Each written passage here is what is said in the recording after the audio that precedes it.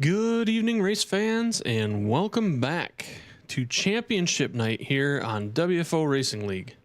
After months of competition, countless laps, and 15 races that have tested every driver in the field, it all comes down to tonight.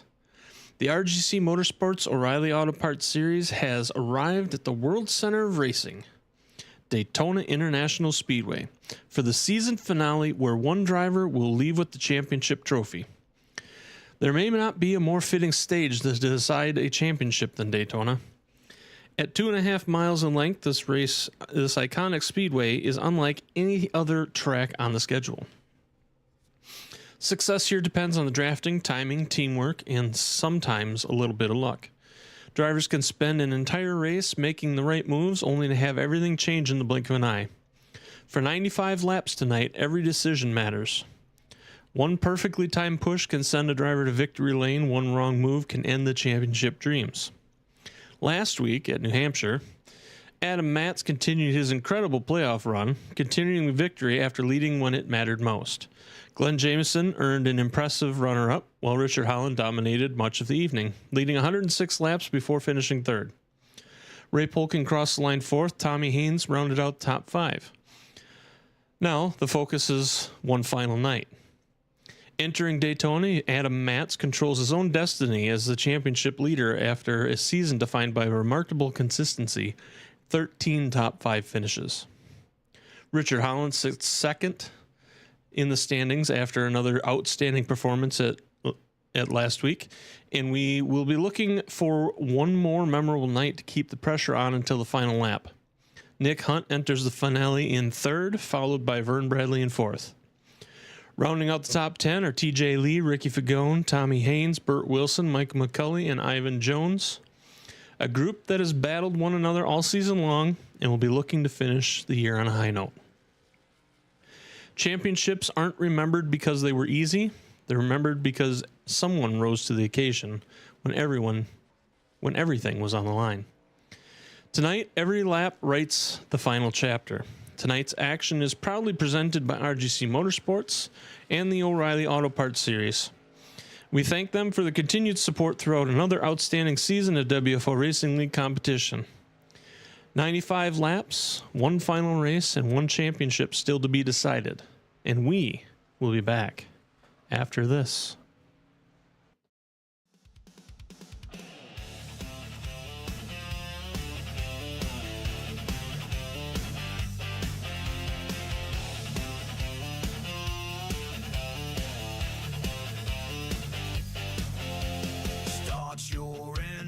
Light the flame, we don't back down, we play this game. Wheel to wheel, it's skill and pride. We're racing clean with fire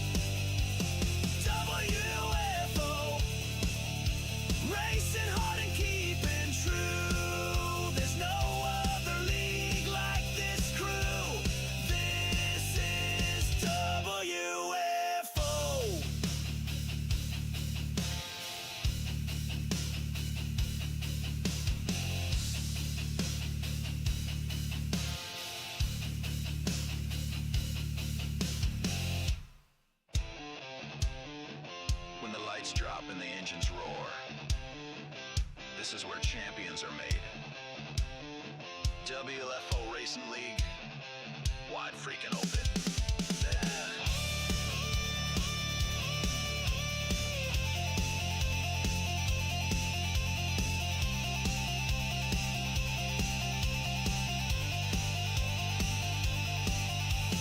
WFO, wide freaking open, steal the show. Brotherhood on every lap, no cheap shots, no dirty taps.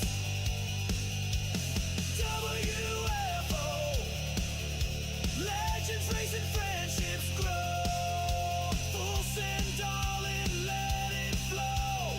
This is WFO.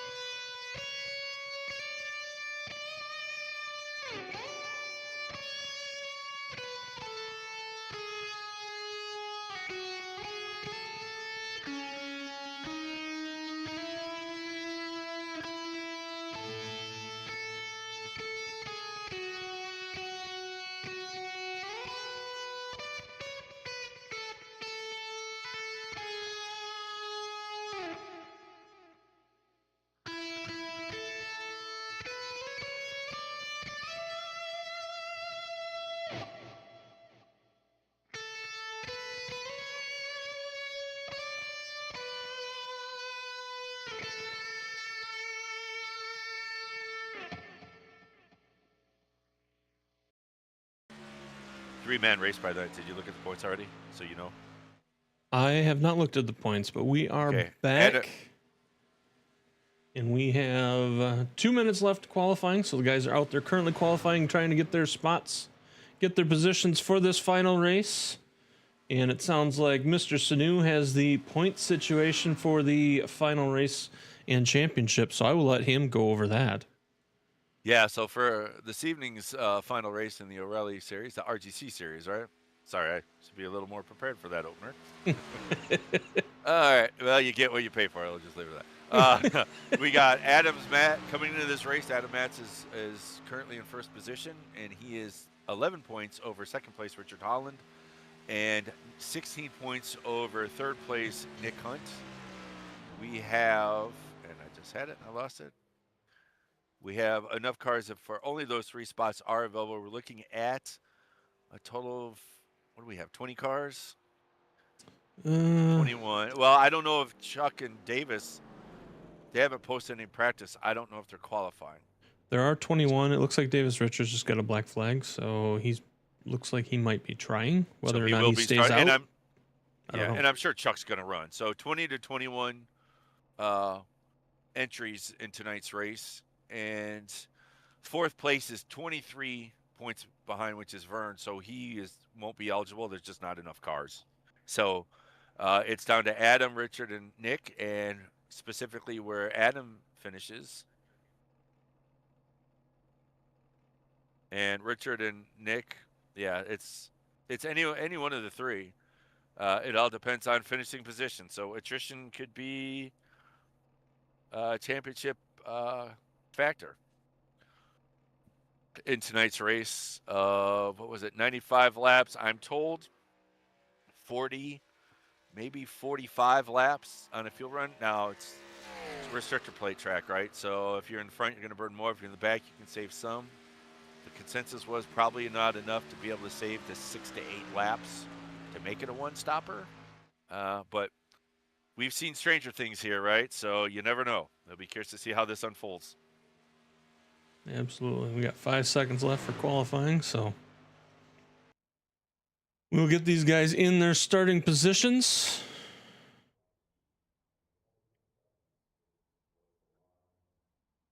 And we'll go from there once it gets set up. Looks like Tommy Haynes taking the pole tonight. Also, Adam Matz has sent it and qualified. He'll be starting 6th, and Richard and Nick have decided to take the little more precautious measure and not qualify to be in the back for a while. I'm assuming they're going to run in the back for a while. So, two different strategies between the 3 different competitors. So we'll see how that unfolds. I'll be curious to see if Adam tries to get to the front right away. I'm going to assume he's not going to want to sit 6th spot, so that's 3rd row outside. That's not a fun spot to be at, so I'm going to guess he's going to try to move. And who is he in with tonight?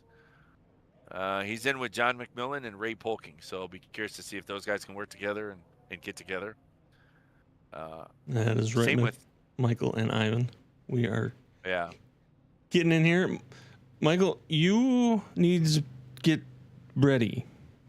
Don't come in here covering your eyes in the chat. Okay, go get ready. Ivan, same with you. Get ready, buddy. What's going on? What? They're in the chat. They're talking in the chat. Oh.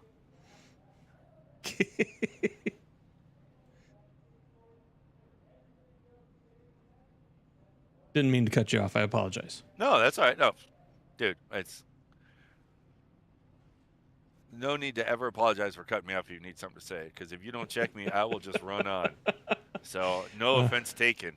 Well, the point is to get the most information out. So if that includes an interruption, it includes an interruption. Well, my next interruption is going to be for the grid because they're getting out on the track and we got 21 cars to go through. So starting first place is going to be Tommy Haynes. Next to him is going to be Ricky Fagone in second place. Starting in third is going to be Ivan Jones, who's in the chat right now. We stay ready, he says. With Mike McCulley to his outside, who's also in the chat. John Wibish is going to be starting in fifth place tonight with Adam Matz to his outside. Then you got Ray Polking in seventh place with Paul Patterson on his outside in eighth.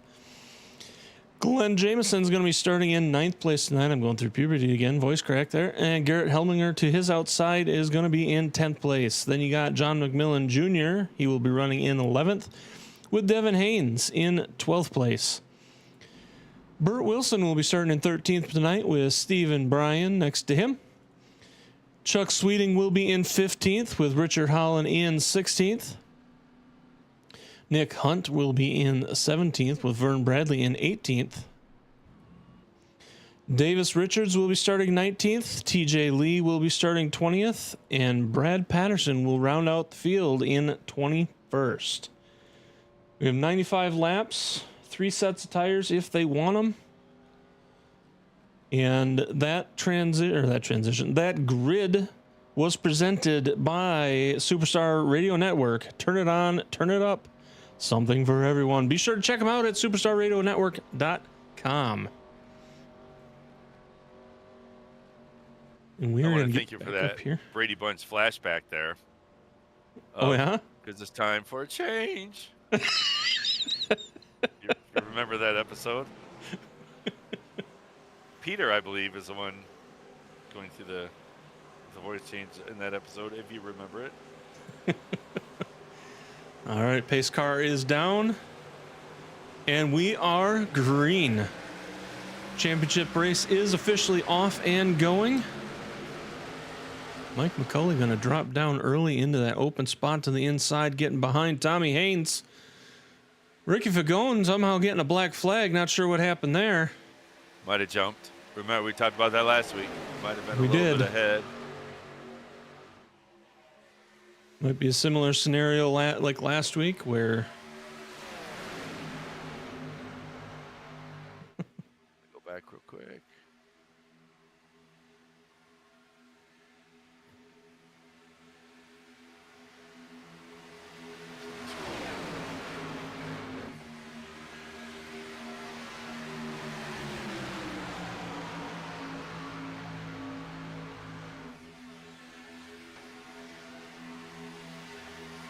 Yep. He was positioned in front of Tommy. I don't know that it necessarily went ahead of him like fuel, but the minute it went green, he was sitting in front of him. That's all it takes, I think. So similar case to TJ, right? Yep. Just positioning of the car to the start vehicle. And like with TJ, they did clear it, so not going to affect the race in any way. So we are going to kick it off. We got Tommy Haynes in first, Mike McCulley second, Ricky Vagone is third, Ivan Jones is fourth, Adam Matz fifth, John Wimbish sixth, Garrett Helminger seventh, Paul Patterson eighth, Devin Haynes ninth, and Ray Polking is going to round out your top 10 right now. That outside line is not going very quick. Inside line seems to be the line to be in right now. We'll see how that progresses as the night goes on. A lot of green in the front here. Tommy, McCulley, and Mr. Ivan are all green, and then you got two red cars in a row next to each other, right behind them. So let's see if I fix this camera for tonight and see how it goes. All right, we're looking at the stands. I did not fix this camera. That is awesome.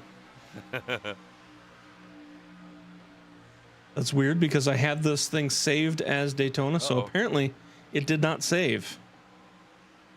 So we're going to try and fix this quick so I can at least make something of this.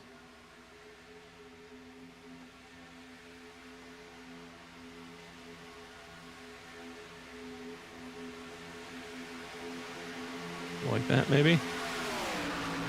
Bring her up a little bit so we can go like that. Zoom in. No, we're going to have to go higher.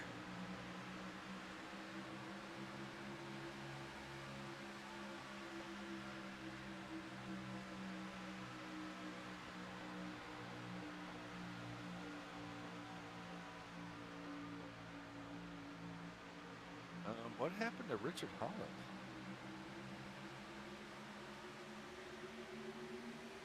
Okay, this is not working for me.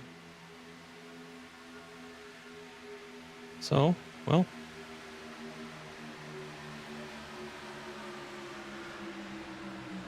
Yeah, we're not going to go with that camera tonight. Unfortunately.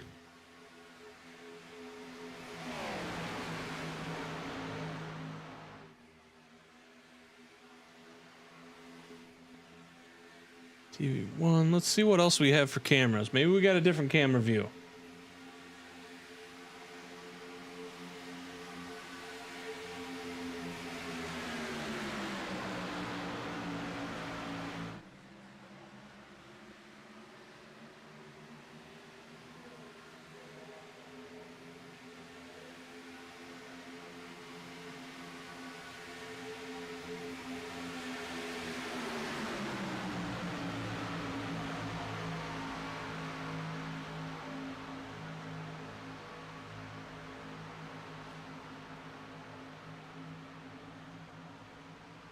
Richard Holland already in some possible serious trouble. He's lost the pack already.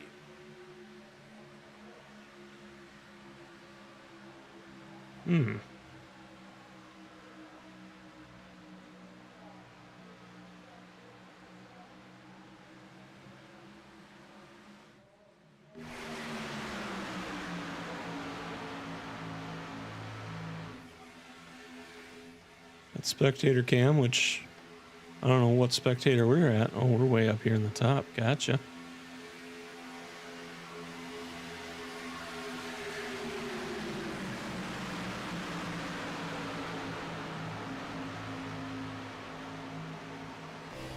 You ride in the cockpit here with Tommy.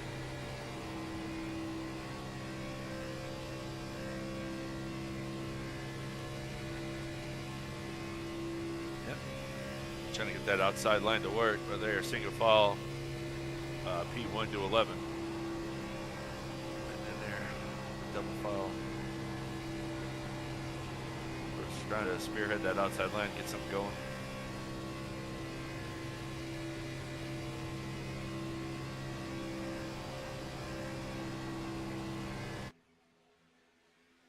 Oh, I think I missed that. Oh, we got somebody going to the inside. Saw that on that camera.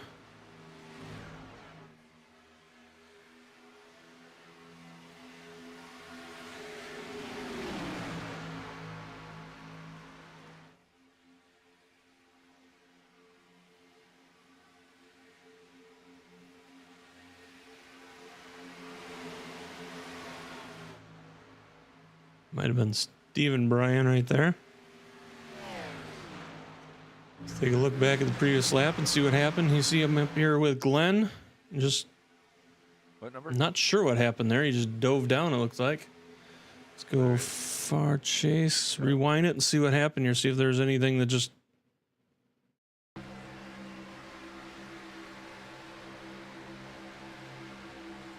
Nope, just looks like he might have got a little loose and onto the inside. Let's see if we can't hop back and see what happened to Richard Holland.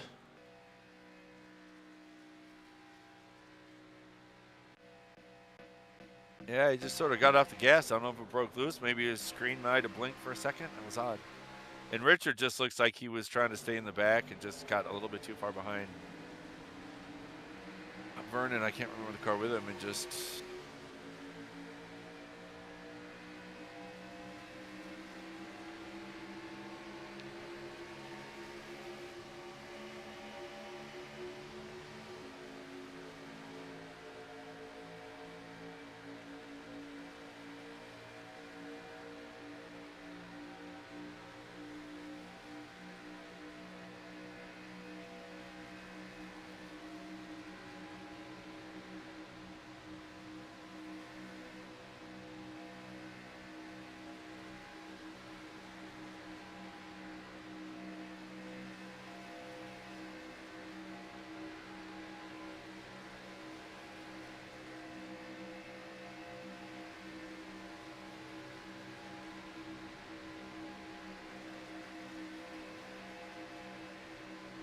Yeah, it looks like he just stuck to that outside and that just fell off from everybody. Yeah, he just got a little bit too far behind two cars and wasn't able to suck back up.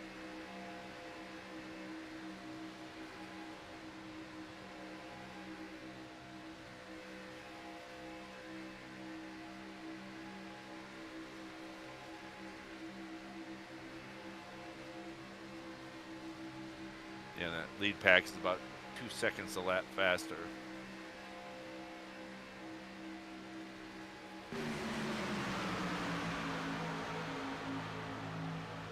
About 15 laps or so, they'll be catching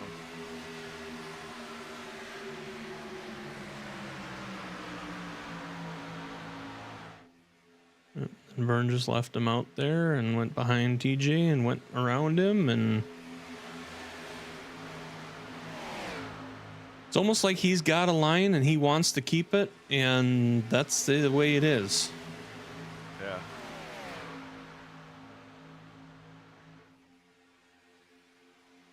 Unless he's sitting back and waiting for the big wreck. I don't think he wanted to sit back that far. Just a guess.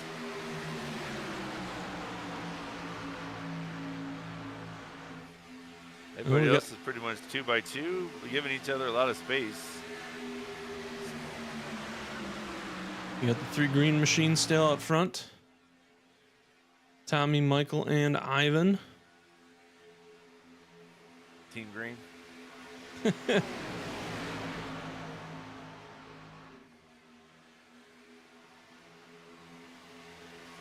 John Wimbish, he's running that red oak that we are used to. Ivan, he's got that lime green going.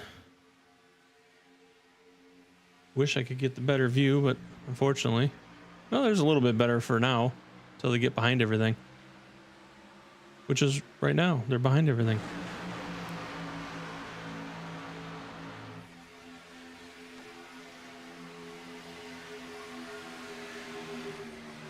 Oh, I thought they were clear.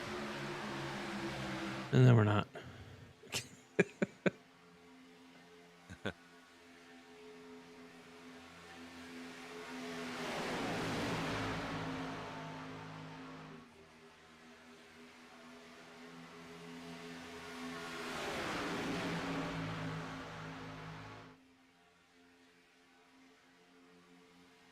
I know what I need to do, but can't really do right now.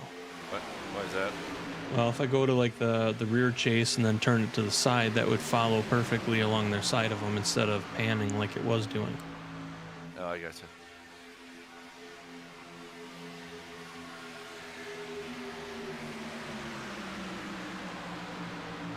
Hop on the hood, Ivan.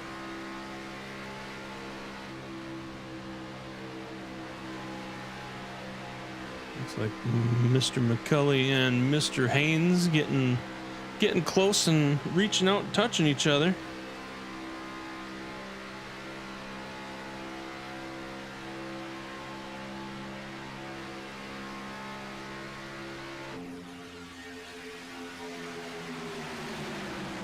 Well, you know, it's the last race of the year. That's chance to say goodbye. They are trying to separate themselves from everybody else.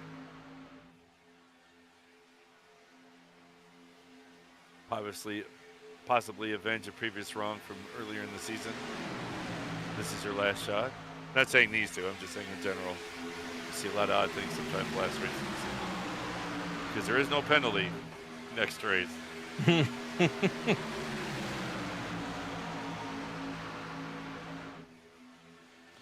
Ooh. Outside line there with, is that Devin, I believe? Devin Haynes with Burt Wilson behind him. Looks like Burt got a little close and Devin got a little loose.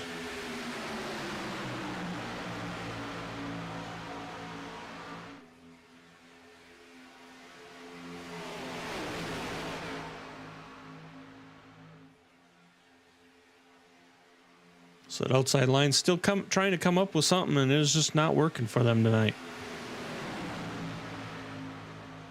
Not yet, anyways. Yeah, they've got a decent amount of cars. They just can't get close enough to each other, and there's a lot of bobbing and weaving going on.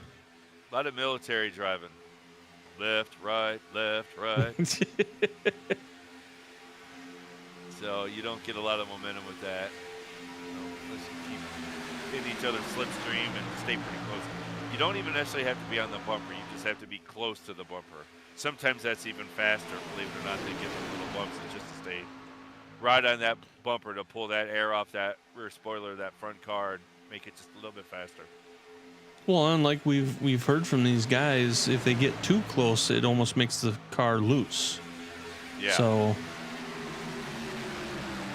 they can't get right up there and push like they have in prior seasons. And I think some of these guys are having troubles trying to find that sweet spot to make that work. Although it does seem that Ivan and Michael McCulley and those guys on the inside line have made that pretty good.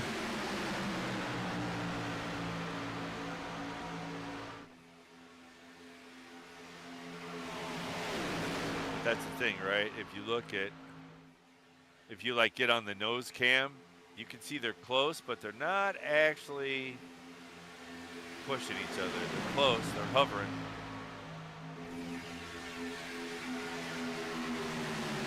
It almost seems like the magic number, at least what's working for them, is somewhere between 0.08 and 0.1.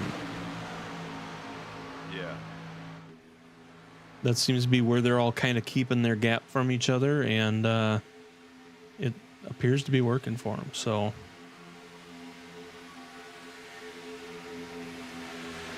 not touching you, Cap. I'm not touching you. You're close. But you're not actually, yeah, they don't seem to be actually touching each other, and it seems to be working quite well. And it's keeping handling. It looks like the handling on those three are better right than what we're right. seeing elsewhere.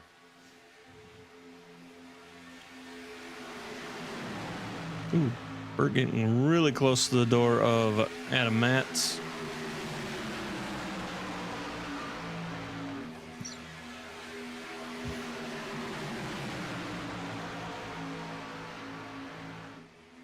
Devin Haynes dropped down on the inside line, getting away from that outside.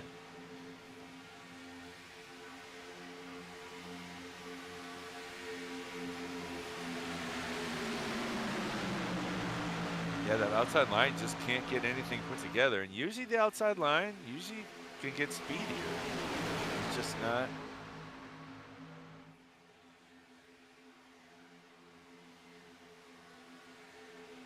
But again, I think a lot of it is if you look at the front 3, 4 now with John in there, they're staying pretty in line. There's not a left and right, and they're keeping a pretty decent gap. Where the outside line is a little more erratic.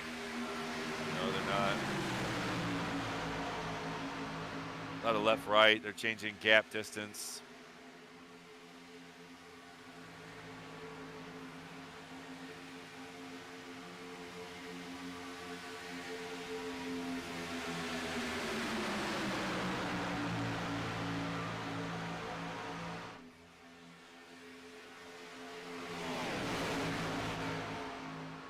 Plus, also, in all honesty, a lot of times it also has to do with who's leading and who's right behind them pushing, and the third car. Because as we talk about they're struggling, now you can see they're starting to make some headway. Burt in front, Chuck behind him. And then, I can't remember, and then Brad Patterson is behind him, and then Vern. They're being a little more, they're not doing so much left-right, and they seem to be making some ground up on them, so.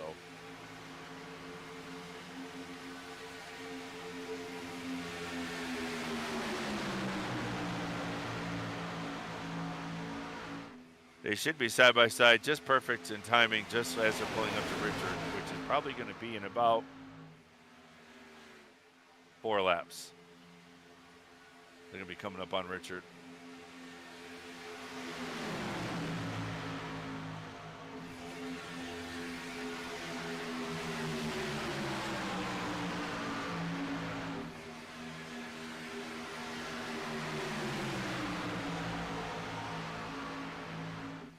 Meanwhile, as we wait for that to approach, you got Tommy Haynes in first, Michael McCulley in second, Burt Wilson is now third, Ivan Jones is fourth, Chuck Sweeting fifth. Chuck Sweeting just overtook Ivan. Looks like Ivan's dropping back from that front too. Chuck Sweeting, John Wimbish is sixth, Brad Patterson seventh, Vern Bradley eighth, Ray Polking ninth, and John McMillan Jr. in 10th.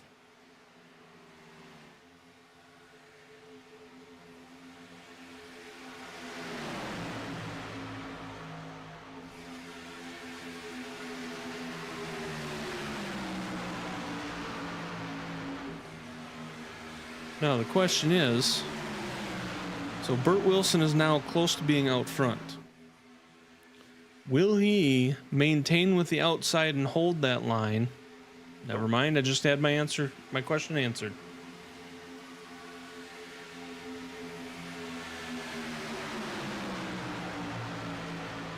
He is going to drop down to the inside and run with those guys.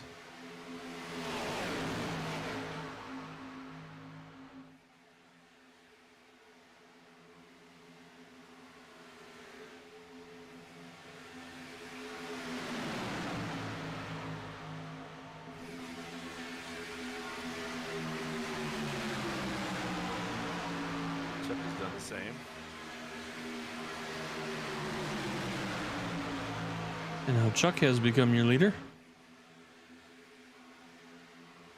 There you can see Richard Holland out in front. They're tracking him down. Brad Patterson now has dropped down to the inside, leaving Vern on the lead of the outside.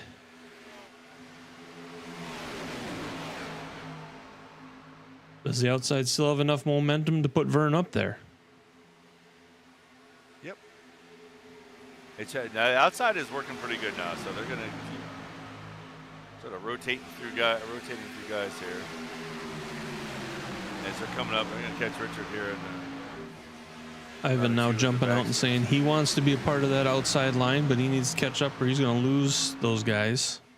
Yep, and they're up on Richard now.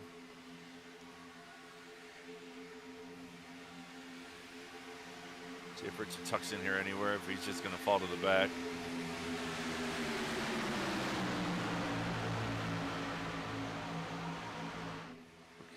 Get down. Oh, he had a gap to get down there. Fall to the back.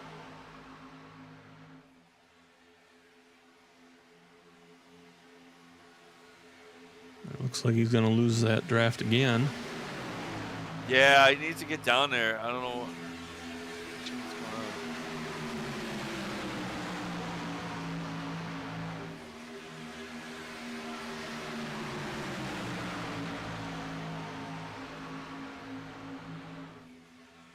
He did manage to get in behind TJ, it looks like, so he's going to at least hold on to places now. He is a lap down, though, unfortunately. Fortunately, he's the only lap down car at least, so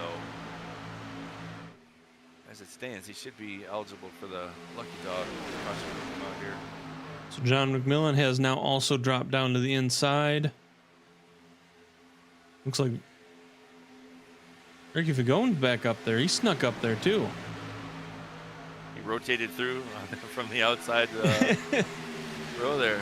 It looked like Vern dropped back or went back up to try and get that outside line advantage, and that outside line is not being an advantage right now.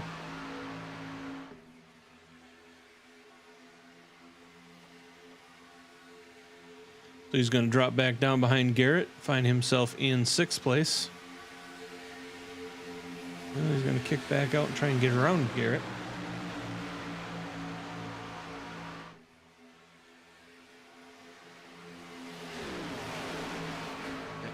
And for those of you who think Richard might be done, if there's a track to follow a lap down on and still be fine, this is the one. Because if he can, as long as he can stay with the group, caution comes out, he's right back on the lead lap, plenty of races to go. So he's not quite out yet. We are only 29 laps in of 95, so there's plenty yeah, of race to go. Bert got in the wall a little bit, checked up the outside line just a little bit, but they're recovering.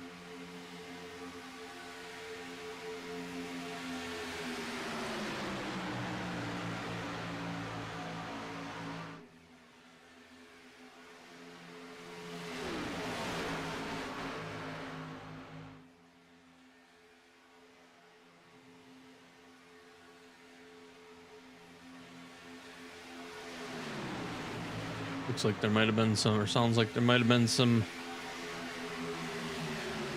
stuff going on here with Ivan on the previous lap. So let's jump previous lap and see what we can see. Yeah, Bert was coming in the corner and just pushed up on him. He got in the wall a little bit. Checked him up, and I think Ivan just might have got into him a little bit. Oh, Bert come out of the wall. He's just gonna wall her up. Yeah. Yep.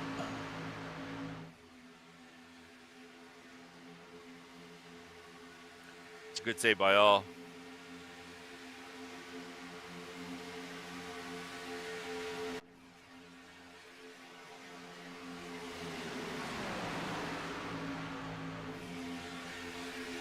Meanwhile, you got John McMillan, Ricky Fagone, Brad Patterson. That is your 1, 2, 3 right now. Chuck Sweeting in 4th, Devin Haynes in 5th. Tommy Haynes in 6th, Mike McCulley 7th, John Wimbish 8th, and Vern Bradley 9th with Garrett Hemlinger. Going to round out your top 10. They are now single file. 1 through 18 plus 21. The ATVO telemetry is like a Christmas tree because everybody's so back and forth and up and back in positions. Looks like it's been shorted out. It's just going haywire.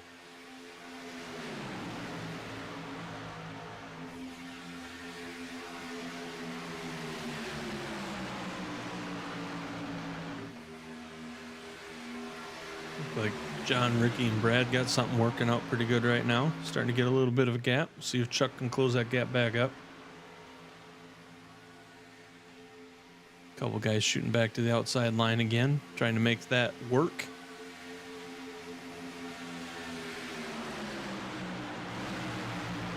Jump back here and see if it does. You got Vern, Bert, and Ivan running on that outside line. Right now running side by side with Glenn.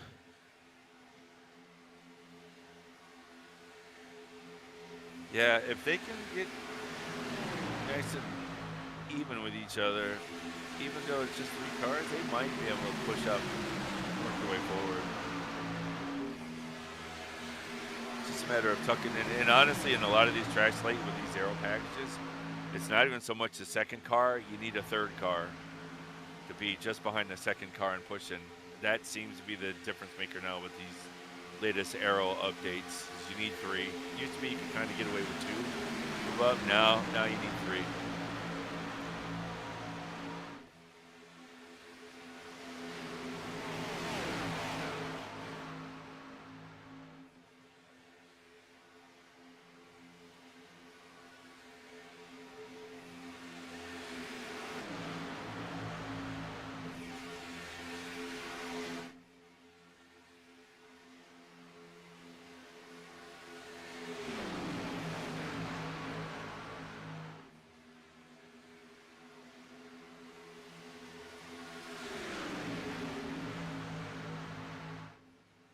So yeah, you can see they're fairly organized and they are moving forward. Oh, and then Vern just said, "You know what? I'm good right here. I have to tuck in. Good luck, you guys." Yep, Vern saw a hole drop down into it and said, "I'm going to hold." Yeah. Bert got into it. Ivan is just lost. Ivan got stuck with the check.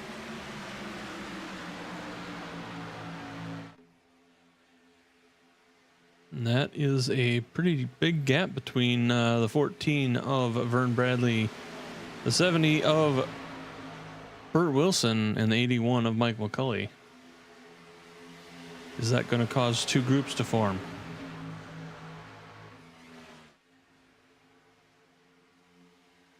I've been getting a little bit of assistance out there.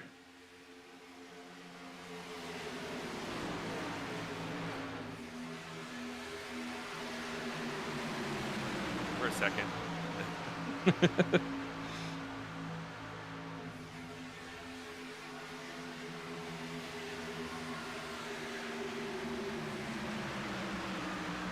Ivan just getting absolutely hung out to dry. Yeah. But There he found a spot. long race. Yeah. And here's the thing. Green flag pit stops will change everything. As well, you know.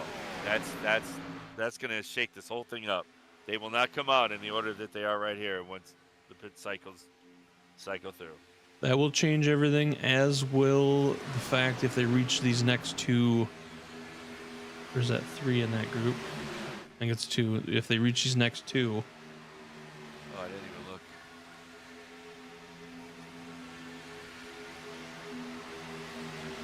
They got about, if guesstimating from when you said they would catch, if they catch Richard, I'm going to guess about 5 more laps and they'll catch these 2. Yeah, John's a 48.0. And these guys are a 50.0, 49.9. So about, yeah, same thing. 2 seconds. 2 seconds behind, and they are, or 2 seconds a lap difference, and they're 42 seconds. Yeah, they're. Now, the only benefit right now is everybody on this group of the big group. Oh, we just started getting call outs for pits. They had about 2 laps so far they got caught. 2 or 3.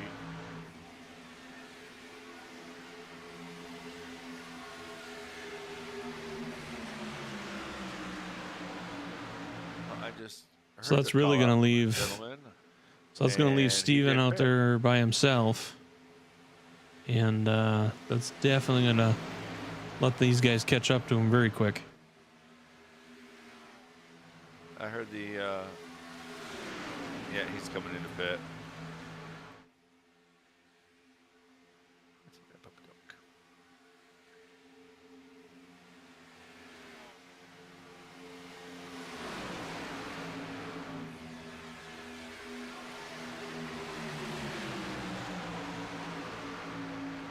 Now this is going to be interesting because Paul Patterson is now coming back out.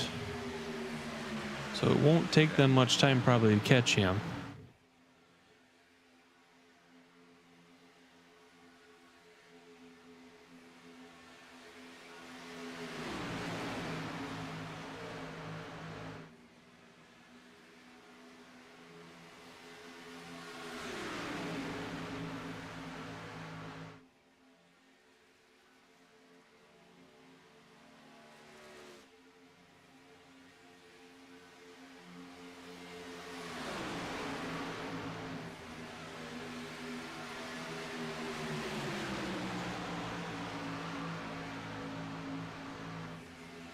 Meanwhile, we still got John McMillan in front, Ricky Fagone in second, Brad Patterson is third, Chuck Sweeting fourth, Devin Haynes fifth, Tommy Haynes in sixth, Vern Bradley seventh, Burt Wilson eighth, Mike McCulley ninth, and John Wimbish around our top 10.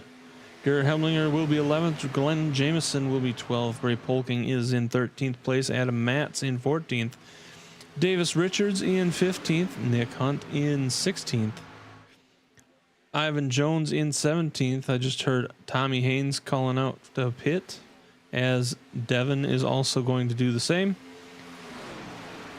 Let's see, Ivan Jones in 17th, TJ Lee in 18th, Richard Holland 19th, Stephen Bryan 20, and Paul Patterson 21. A lot of guys are coming in this time around. Yep. So you'll have to reread those that order here. Oh, somebody's coming in hot. Oh, I think you made it. All right. Nobody wrecked. So it looks like everybody got to pit road safe. I don't think anybody had any. Well, mine, you'll be able to see black flags, right? My overlays don't show that. Nobody got one, so everybody's good so far. So John McMillan is in front, Ricky Fagone second, Garrett Helminger third, Ray Polking fourth, Adam Matz fifth, Davis Richards in sixth, Nick Hunt seventh, TJ Lee eighth, Tommy Haynes ninth, and Chuck Sweeting in 10th. Okay. This next group will be coming in. That whole group that you just called out, the 8, 9 cars are coming in. Looks like everybody. Yeah, I won't even bother with positions right now. Looks like everybody got in safe. Oh, you don't show any black flags. Chuck's sliding to the inside. Let's see what happened there. Let's rewind that. Almost bringing out a caution.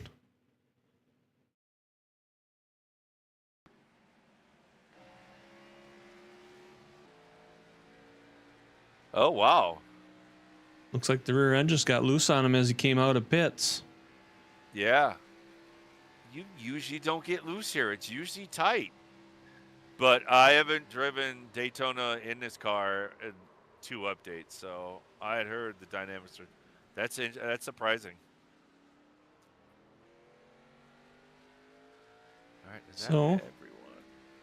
He holds on to it, keeps her out there. See who's out there. Okay, Devin Haynes. Depending on when they come out. Oh, let me get caught up here. Let me get on the right lap here. So John McMillan and Ricky Fagone were able to get out there back in front of everybody. And they have a decent gap. They've got a second gap between everybody else. That's the good. The bad is everybody else is grouped up and fast. Because they've got the speed built up and momentum. We're going to see how that works out here. Yep, that second is down to under a 0.4, going to be under 0.3 here in a moment. Yeah, they're coming. They're coming hot. And they're grouped.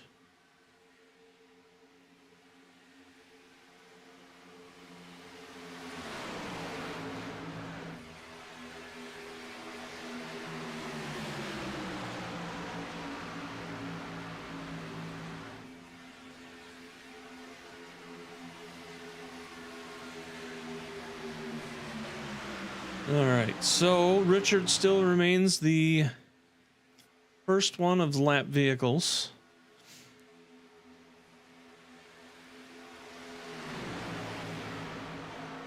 John McMillan is in the lead. Ricky Fagone is second. Devin Haynes third. Paul Patterson is fourth. Tommy Haynes fifth.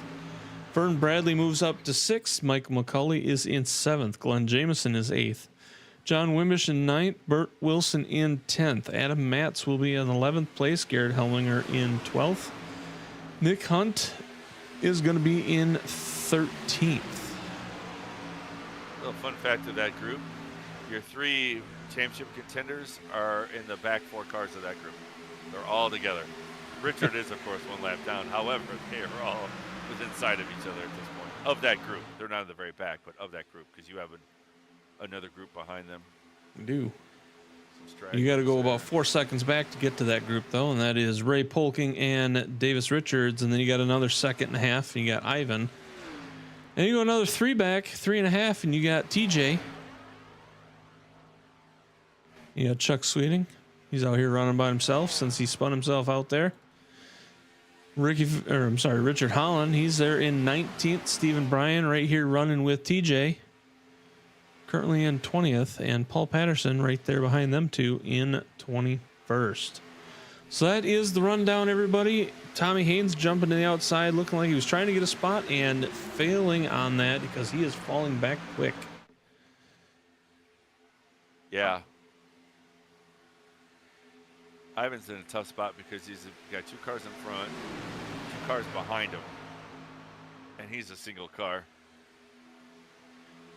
Which, that's the hardest decision to make, but honestly, probably his bet is to roll off the throttle a little bit and let TJ and Steven catch him to be a 3-car team. They'll be faster and they'll catch those 2 cars in front. Because they're going to catch Ivan anyhow, you know what I mean? Because he's by himself. So the faster they can hook up, maybe they can start gaining ground faster. And most importantly, not at least try to pace the front field so they don't get lapped and just hope caution comes out or something, you know. Right. But it's so hard to roll off the throttle. You know what I mean?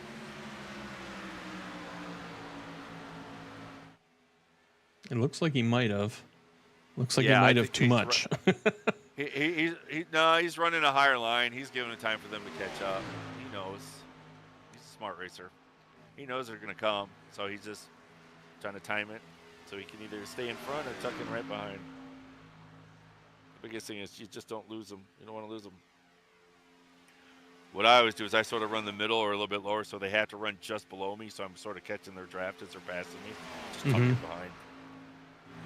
But it looks like he's grabbed him.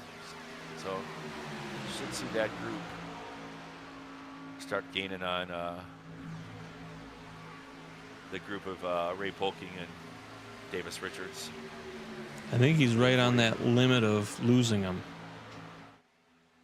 Oh, there it looks like he's closing it back up again.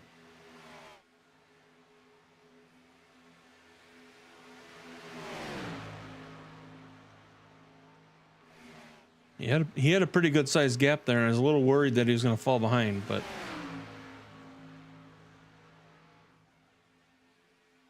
oh, well. Yep, no, he's with him. Oh, wait a minute. Okay, there we go. Now that I'm back to live.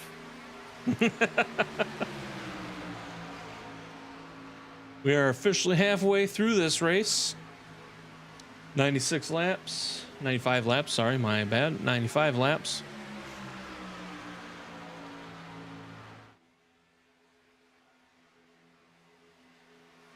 See if these guys can manage to get together and catch up to the 45 of Davis Richards and Ray Polking and maybe try and push that group as a 5 back up to the rest of them.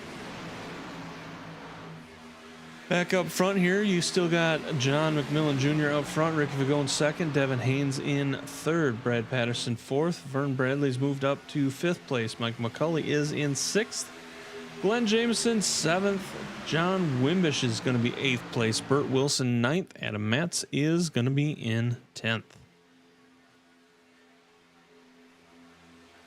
Sure, Adam is pretty happy with where he's sitting right now.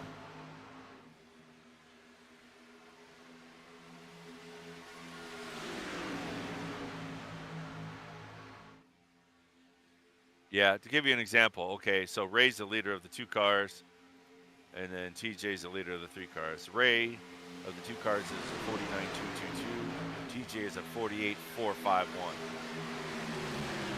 Damn near a second faster. 8/10. 8/10 faster with 1 extra car. So that will pay dividends throughout the run. They'll catch him. Imagine they're how far behind? 4 seconds. So they're about 3.5. Yeah, they're going to catch him.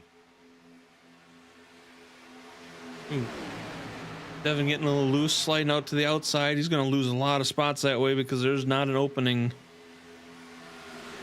anywhere in that line.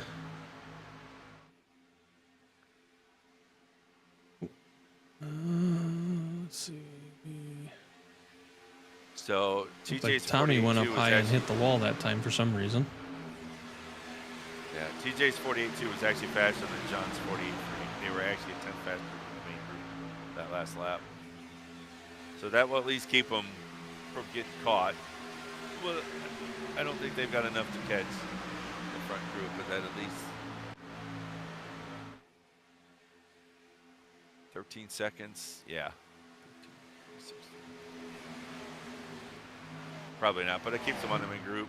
Right You now, if you're not in the main group, you're just riding out hoping for a caution. We got another Getting group caught that's up. falling off everybody. Tommy Haynes getting into the wall. When he came back down, he got in front of Nick Hunt and slowed Nick up a little bit. So those two are running together, but they're running alone. Looks like Richard's trying to maintain with the pack. He is. Looks like he might have some momentum to catch up and get back in that line.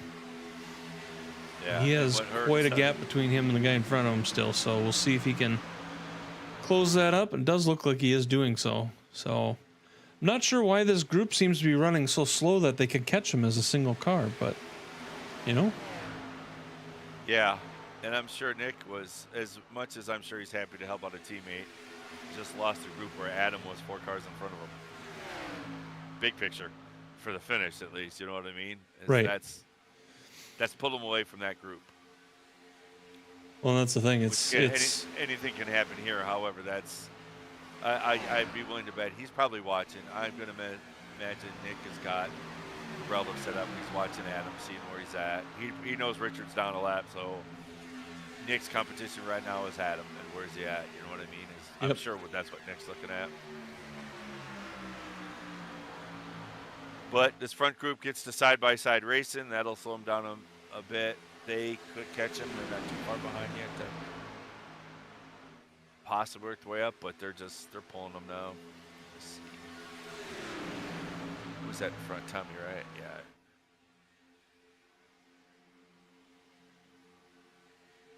Yeah, Tommy was a 48.8 to John's 48.0.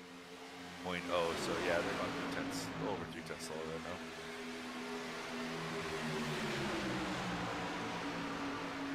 TJ, by the way, his group has already caught Ray and Davis. That actually happened a little faster than I thought it would.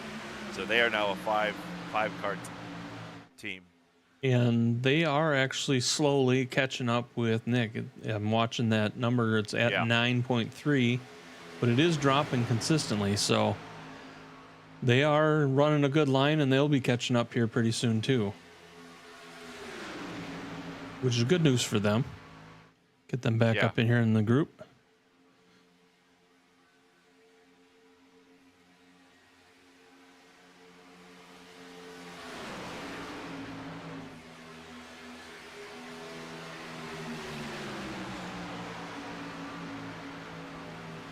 Which is almost kind of weird. You'd think it'd be opposite of that.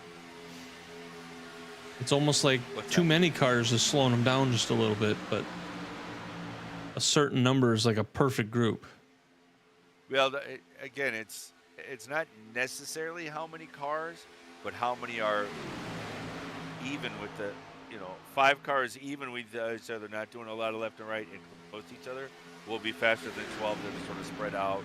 If you look, you see gaps, cars sliding out off the line, top 3, 4, 5 cars in that front row, where the other 5 are really, really doing a really good job of staying in a straight line. Let's see, he's a 48.2. Well, and the other thing I wonder too on this a little bit is these guys that are, we're seeing some of these guys do this left and right thing. How much of that is they're going out to get a little bit of clean air, cool the car down a little bit, and then coming back in? That could be too. I didn't get a chance to ask about if overheating is an issue. But yeah, they're definitely going to catch Nick and Tommy. Yeah, Tommy was a 48.9 to race 48.1. What is going on, Tay-Tay? Welcome in, welcome in. Ivan's currently running in 17th. He's back here with this group. They are currently working together quite well. They're now under 8-second gap between them and Tommy and Nick. Yeah, probably about 10 laps. They should be up on them. Now, the only problem is Tommy and Nick are losing ground to the front group, which is also partly why this group is able to track them down, because they only have two. So they only have two cars, and that doesn't work well with drafting. So not on this track. You need to have three, like you said earlier. Yeah.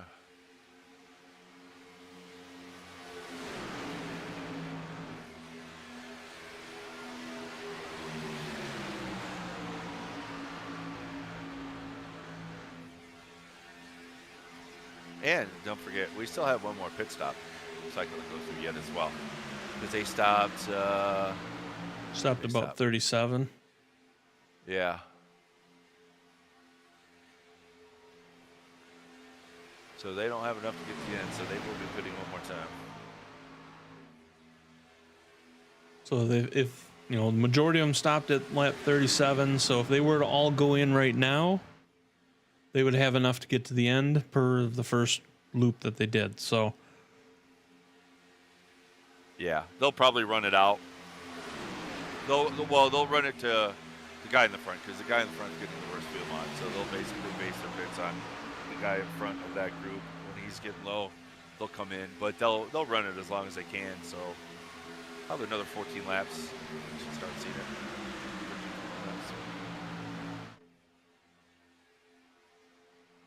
That was 48.1.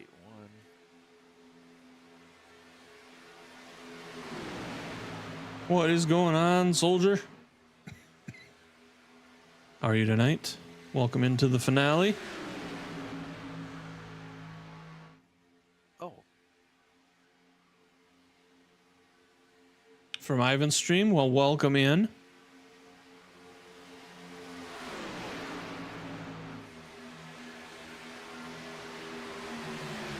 Now the top 10, you got John McMillan in front, Ricky Fagone second, Brad Patterson is currently in third place, Vernon Bradley fourth, Mike McCullough fifth, Glenn Jameson is in sixth place, John Wimbish in seventh, Burt Wilson eighth, Adam Matz in ninth, with Garrett Helminger running in 10th. Going on to 11th place, you got Devin Haynes, followed by Tommy Haynes in 12th, Nick Hunt is 13th, Ray Polking 14th, Davis Richards is currently running 15th. TJ Lee is in 16th. Ivan Jones is running in 17th right now. Chuck Sweeting in 18th. Richard Holland in 19th. Stephen Bryan in 20th. And Paul Patterson in 21st. You know, those are two names you normally don't hear that low. Chuck Sweeting and Richard Holland. Richard Holland, who has lost the draft again. I see that. I see that. So, did he get damaged somewhere in the beginning that we're not aware of? I don't show incidents. I don't think on this ATVO doesn't update that. No. Part of it. I think Devin might have got a little wild in front of him. I did see him kind of go down also at the same time, so I'm not sure. Oh, previous 2 laps, 3 laps. How many laps back was he? Holy crap.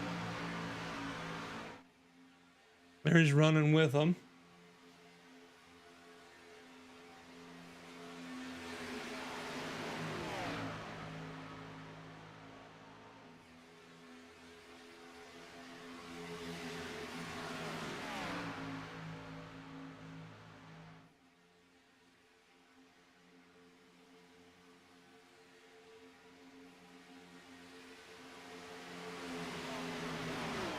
Oh, looks like Devin went to the top, which kind of broke the draft a little bit for him. And came back down, but he was able to kind of catch back up. So I'm not sure. Unless that just broken enough to where he couldn't get back up there again.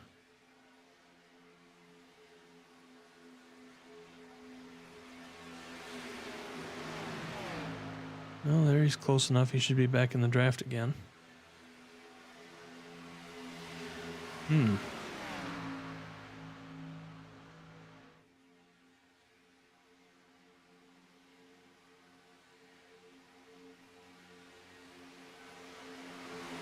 Yeah, I'm not sure. There's where he did it right there. So if you rewind back, not sure what happened.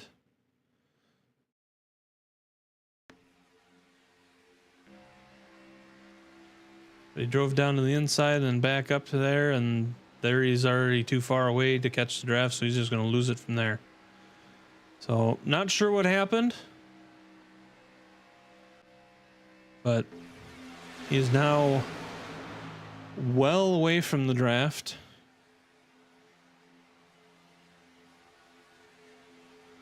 Then he went off the track a little bit. What's he doing at home besides just racing? Playing another video game? Is he getting yelled at? I almost wonder if he dazed off for a second there.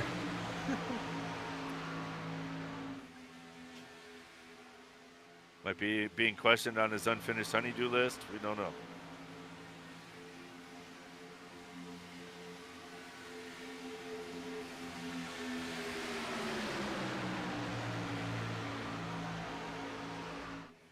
Is he letting the missus drive? Maybe, perhaps. Running the final race.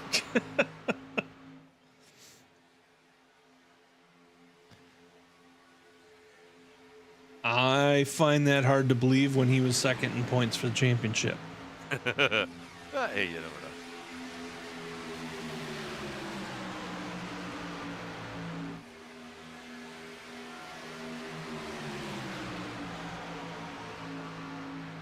Does look that like he has joined, or maybe not. It looked like he had.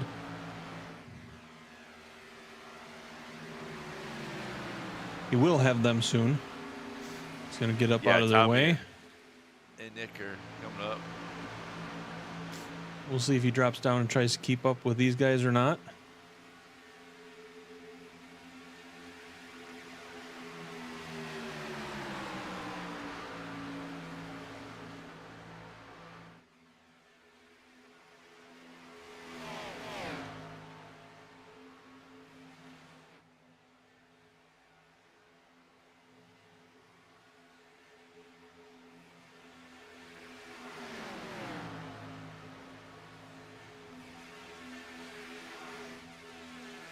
You got Chuck Sweeting out here running around with Paul Patterson.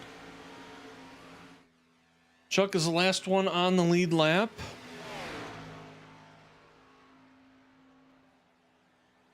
I know that Richard would not like to see him go down a lap. Although the leaders are slowly catching up to them. So, it could be a problem for Mr. Richard Holland tonight. And if that happens, then it'll be pretty much down to Nick Hunt to make a challenge on Adam Matz.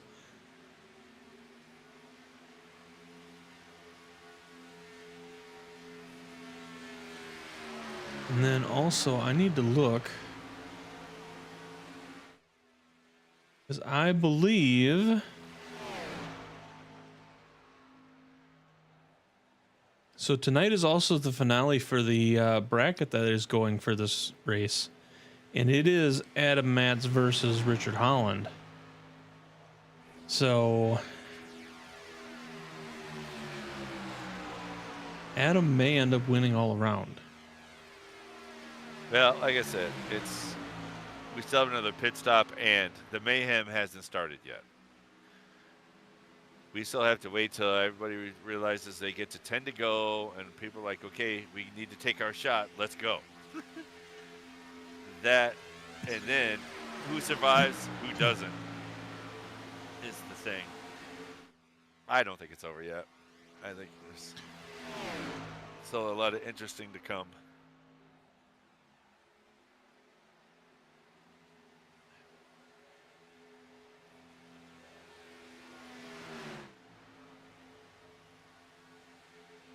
There you can see the distance between that group and this group. You can see them in their sights.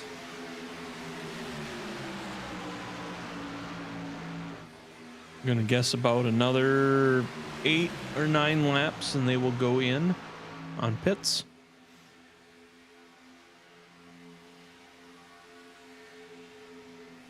Yeah, what'd you say the last one was? 30, 34? They did about 37. Oh, 37-ish, sorry.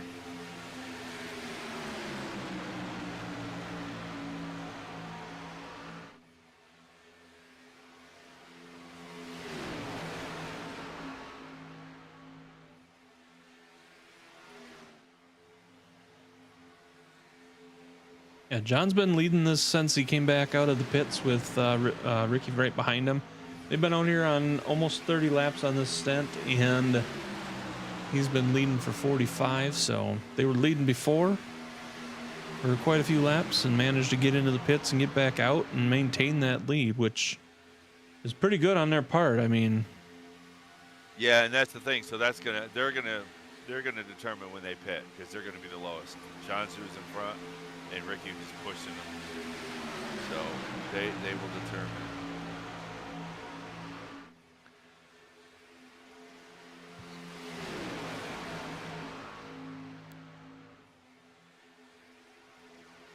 it did Lap look like Ricky. 71, so Ricky did come in to the pits a little hot. Looks like he had locked him up coming up to that line. So we'll see how that goes when next time around when these guys all do come into the pits because they are running pretty hot. You got Vern Bradley trying to make a move there on Brad Patterson at the moment.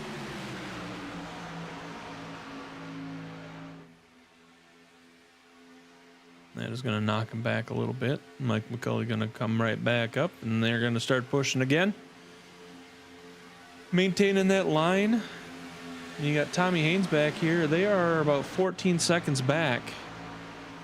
They do have a group of 3 with Richard Holland right there. You got the group behind them of Ray Polking, TJ Lee, Ivan Jones, and Davis Richards.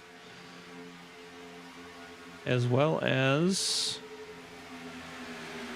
let's see. Who else is in this group? That's Stephen Bryan? Stephen Bryan in that group. That's who it is.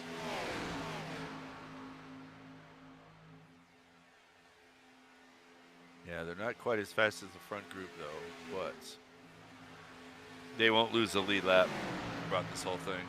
So again, and we'll see. Pit stop, somebody messes up, overshoots their box a little bit, drops back. Now Tommy and them have an extra car to work with for 2 more. You know what I mean? It's Right.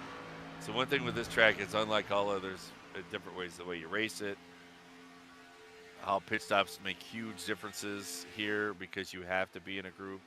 So yeah, should be easy to see. Should be coming up here in the next lap or 2. We should be hearing some call outs.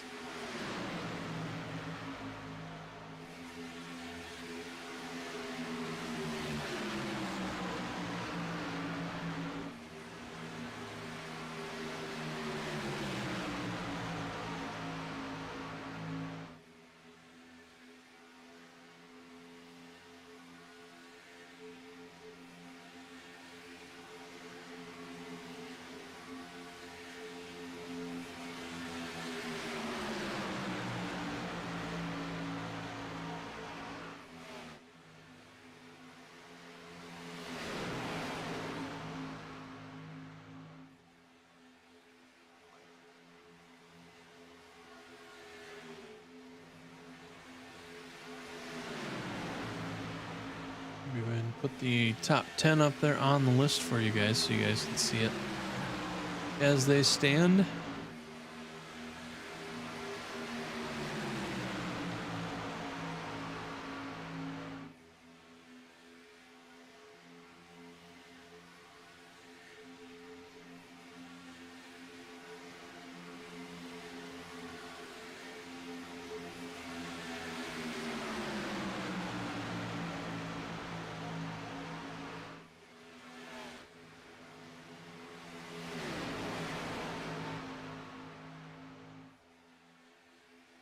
Let's see, they are chasing down that other group.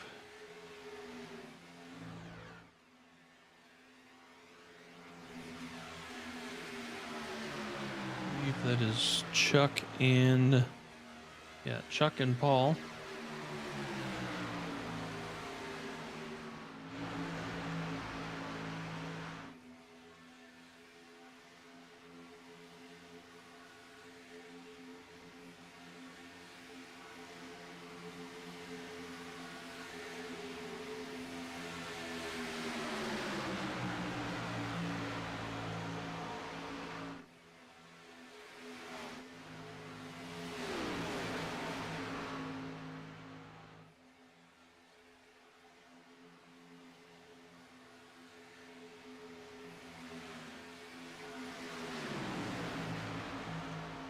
Back here, they're going to do a little switch around and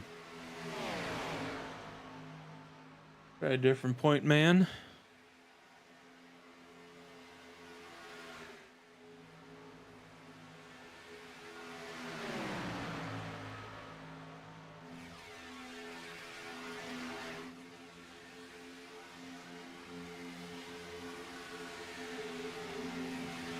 Vern kicking to the outside. They're catching up to Chuck and Brett or Paul right now. So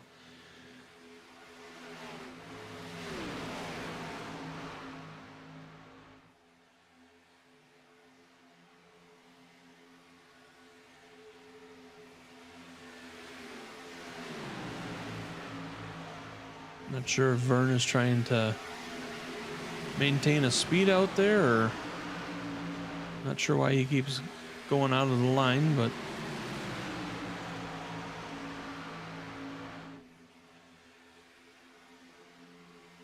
yeah, Ricky and those guys up behind Paul and Chuck.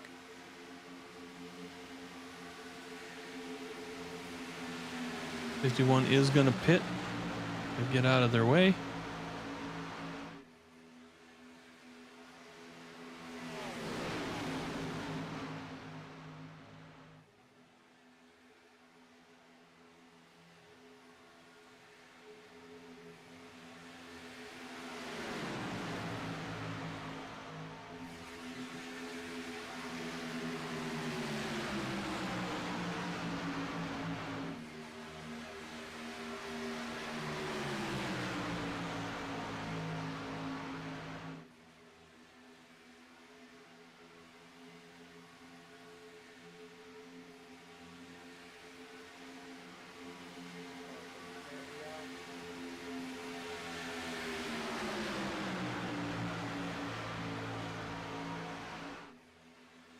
Not sure what happened here, but we'll rewind this pit entrance here and see what happened. Go ahead, TJ. I got a hold.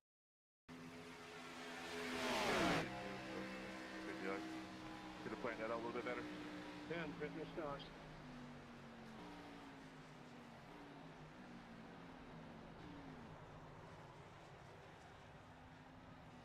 Clear my black flag.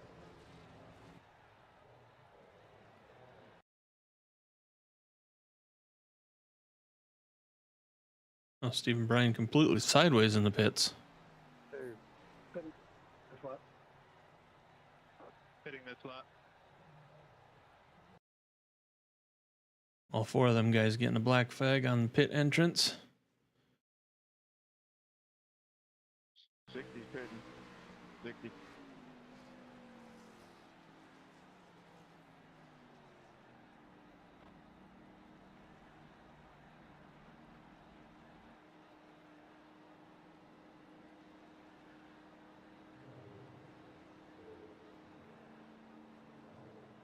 All right, so John, Ricky, and Adam, all 1, 2, 3 coming into the pits. Garrett is also in. Tommy is coming in. Nick Hunt is coming in. Brad Patterson stayed out. Or no, he's back out. So we'll see how this works. And it looks like Adam was able to come out first, but he not sure what happened because Garrett and Ricky just passed him.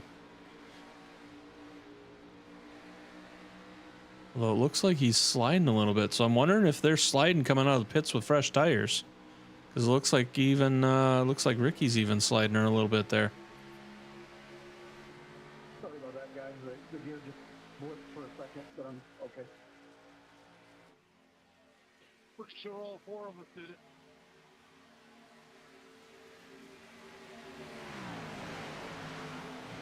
All right, so after those pits, Garrett Helmlinger is now in the lead. Ricky Fagone second. Adam Matz has moved up to third.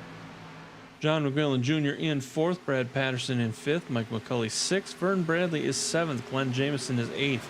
Burt Wilson in ninth. John Wimbish 10th. Tommy Haynes is going to be 11th. Nick Hunt in 12th. Devin Haynes in 13th. Ray Polking 14th. Chuck Sweeting is 15th. Ivan Jones 16th. Richard Holland 17th, TJ Lee 18th, Davis Richards 19th, Paul Patterson 20th, and Stephen Bryan is now in 21st. Chuck is also now down a lap. We got 3 wide in this front group here.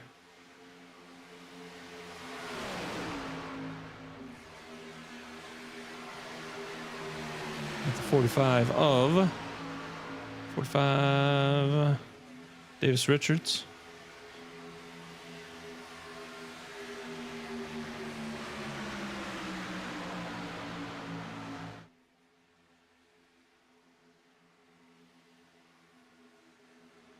Oh, we got cars going wild. We got cars going wild. All right, man, caution out.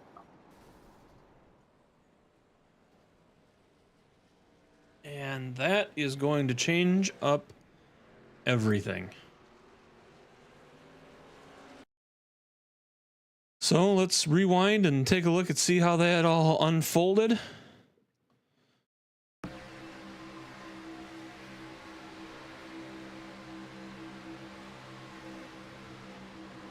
Yeah, it looks like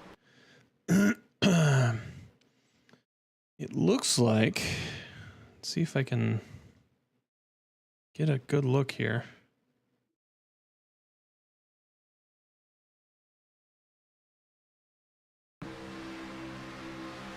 Looks like Michael was trying to push Brad, and Brad got loose and came down into Garrett.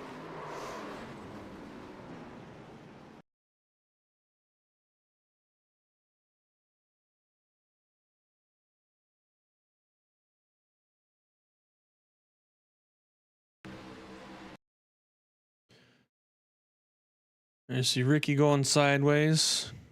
Garrett's trying to come back up. Brad's coming down. They're going to pinch Michael in the wall. It's going to get Glenn Jameson. Ricky's going to rear end Brad. Vern's going to get caught up in that. Davis Richards looked like he was able to slam on the brakes and skier through that.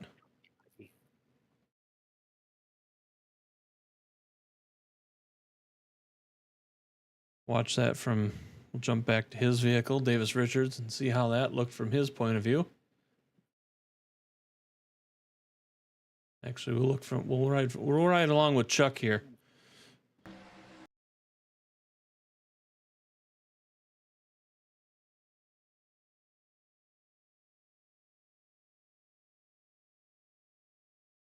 Adam got involved in that a little bit, tagging the wall. Chuck able to stay out of it.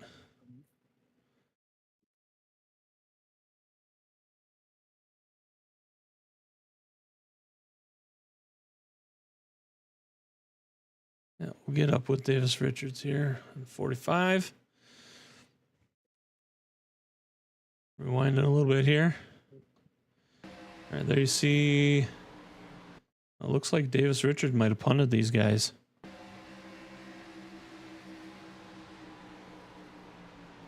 Yeah, Davis got in the back of John. John got in the back of Adam. Adam got in the back of Ricky. A little chain reaction there. They checked up. Davis did not. Sent those 3 guys into each other.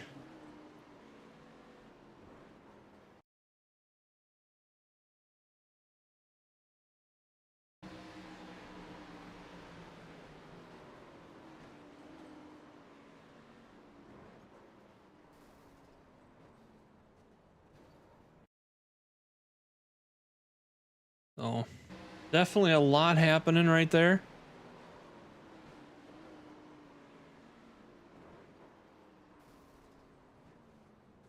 I think Adam feels he can come back out. He just took tires and he's getting repaired. And I just realized I had my headphones muted, so you didn't hear any of the last however long I've been not talking. I've been talking. I thought maybe something was going on that you were taking care of. I wasn't sure what was going on, so we just been replaying the replay. And yeah, Adam got some right front damage, some back bumper damage. He came in, took 4 tires. He is in there. He turned the car off, which typically that's just because you've got extended damage. It will turn off on its own sometimes. So he's got to shut down. He's got her getting her fixed up, or trying to. Where is the lead? Looks like Ricky is in lead. Where's the pace car? Pace car's coming around corner 4. That's an ugly shot for the pace car. Ooh, do not go to the cockpit camera of the pace car. Ugh, can't even see anything. It's in the way. All right, is Adam coming out? Yep, Adam is out. Adam's back out, and he is in 8th place. Right front looks a little better. Rear spoiler's fixed. Nick Hunt is in 4th, so still within. He's what, 16 points in front of Nick? Or, yeah, Adam's 16, I think, in front of Nick. So, Yeah. Did Richard touch anything when that caution? He should be Richard the- managed to skate through. I don't think he came through clear, though. I think he was close. It shows Ivan is the first car a lap down, but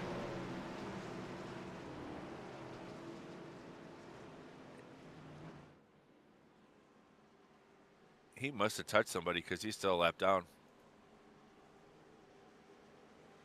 In fact, I know Ivan's Ivan in was front of him involved in lap that. down. TJ was involved in that. Or no, TJ was not involved in that. So Ivan, TJ, and those guys were in the pits. But if Vern, Richard- Brad, Davis, Mike McCauley, Garrett, Glenn, Adam, Chuck. Yeah, Chuck was able to slide through that. He's in 7th place now.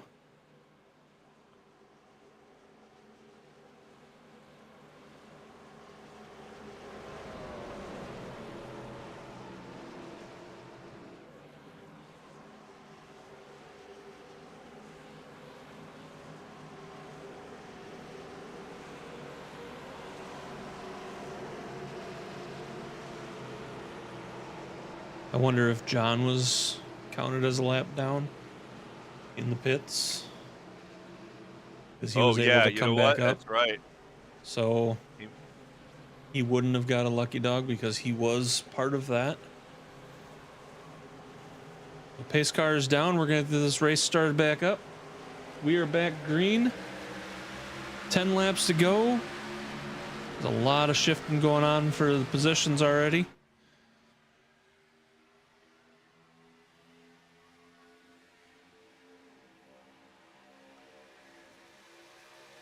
Ricky Fagone in first, Tommy Haynes second, and John Wimmish third.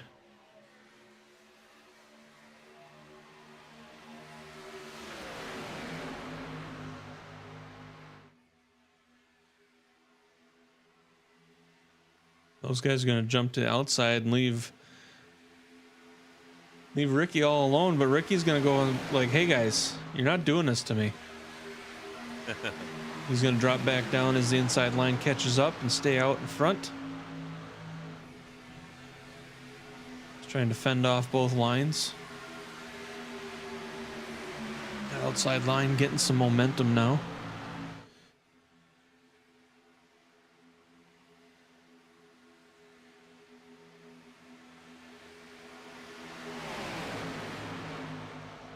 So minus the vehicles that are still in the pits, this is everybody right here in this group.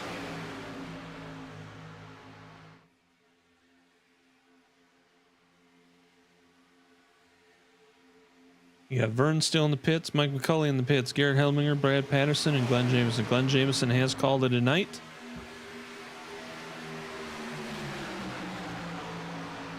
I'm guessing the other guys that are sitting in the pits possibly are also. Burt Wilson is the last car on the lead lap.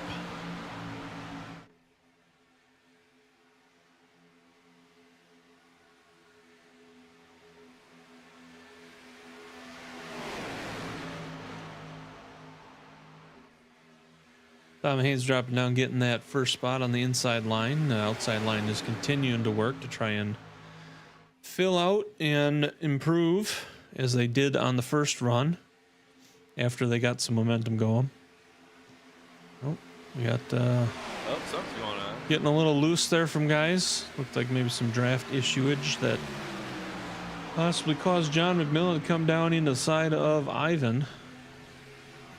Draft issuage.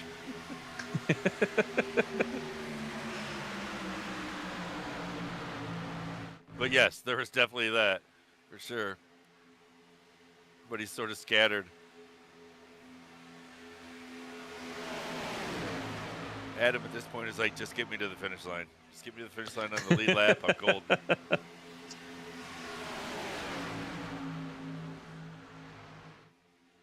Now we got 5 laps to go.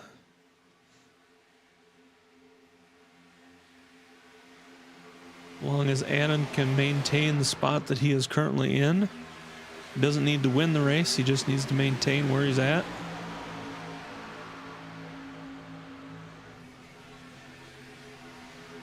Yep, as long as you can see Nick's car there on the outside in front of him, he knows he's good.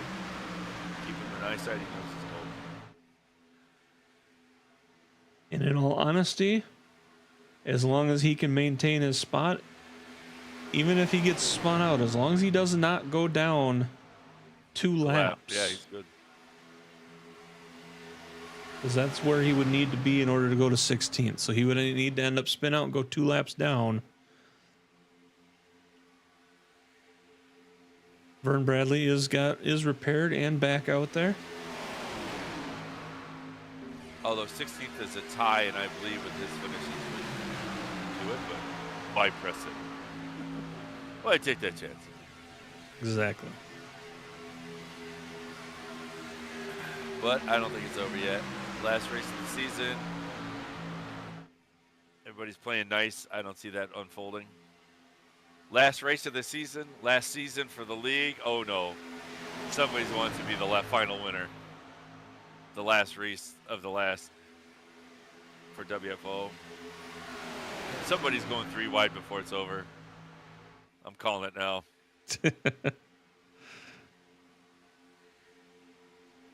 Well, we got 3 laps to do it in. It looks like Bert's doing it in the back there. Splitting between the 34 and the 15. 34 is going to come up and take him just a little bit. Chuck's going to get up out of the way and say, nope, not today. I just painted this car. Let's take it home in one piece.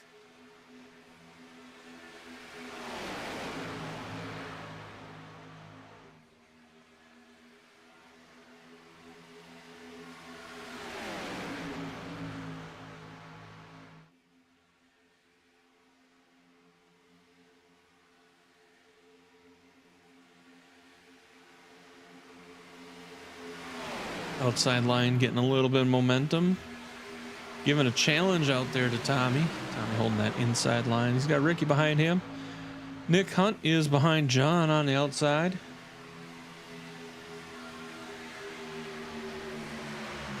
We got 2 to go. Final 2 laps. Season 17, O'Reilly Racing. RGC sponsored. Race of the Tuesday Night League.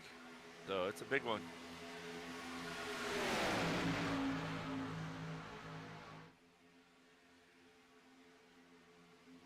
Getting a little squirrely. Yeah. Well, again, you're going to be the very last winner of this series in this league. That's a big one. Tommy Haynes getting a nice run. John getting a nice run on that after coming out of that turn. We got 1 to go. We are on the final lap.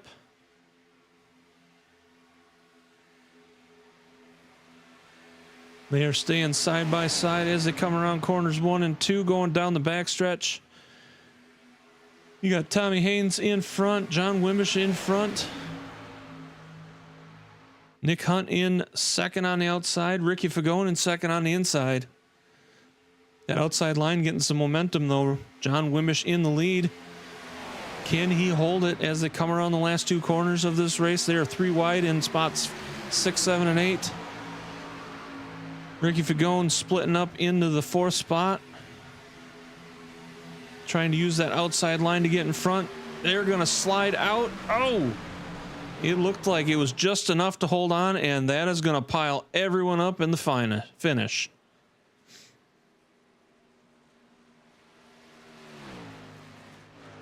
So John ends up catching that line sideways, but still caught the line first.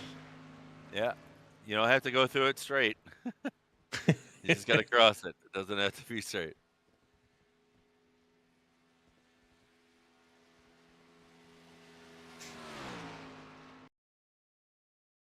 Let's rewind that back. It was close. It was close.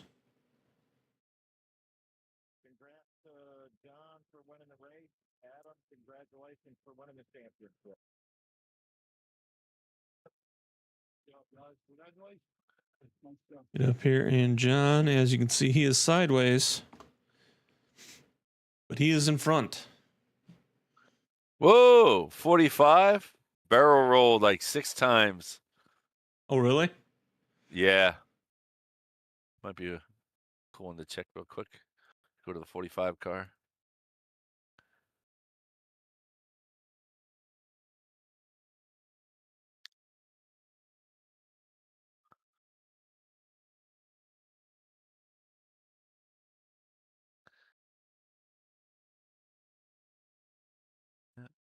Barrel rolling it the long way too.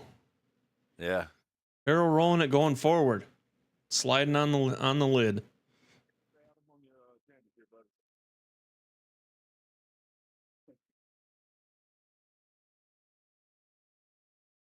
Good move, Randy.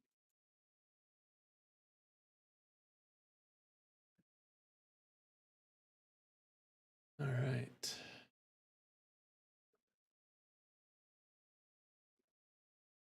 That is what did it right there. That spot right there. That I is believe how it's Nick going to takes end. second too, doesn't he? What's that? Nick takes second place as well, I believe. Nick in took the second. Yep. standings. Right? Yeah, because he finished second. Yep. Right, just way down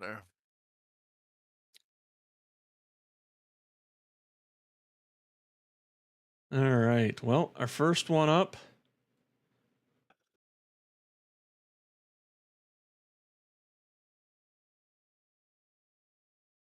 Heard him talking on the radio.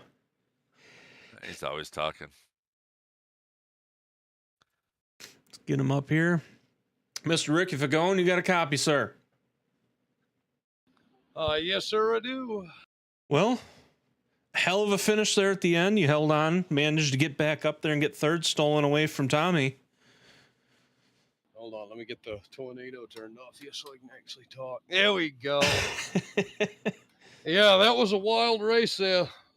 I'd say from the moment we all come off pit road, all 4 of us, I think that were a potential chance to win the race. We're all sideways trying to get out of pit road with old tires. So that was wild. And then obviously we had that little bump, and it sent somebody careening down in the inside there, and that's what this thing was doing. It seemed like all practice. Every time you made contact with somebody, it really upset the guy in front, and then you check up, and now you've got an accordion. So I guess my game plan was to try to get up front and try to push whoever's leading out there, and everything went to plan there until the end. I just couldn't. I just got done talking with Tommy, saying I would like to have pushed him all the way right to the end, but every time the car behind me would lose touch of me, I would lose him, and then I was basically just riding around trying to catch him.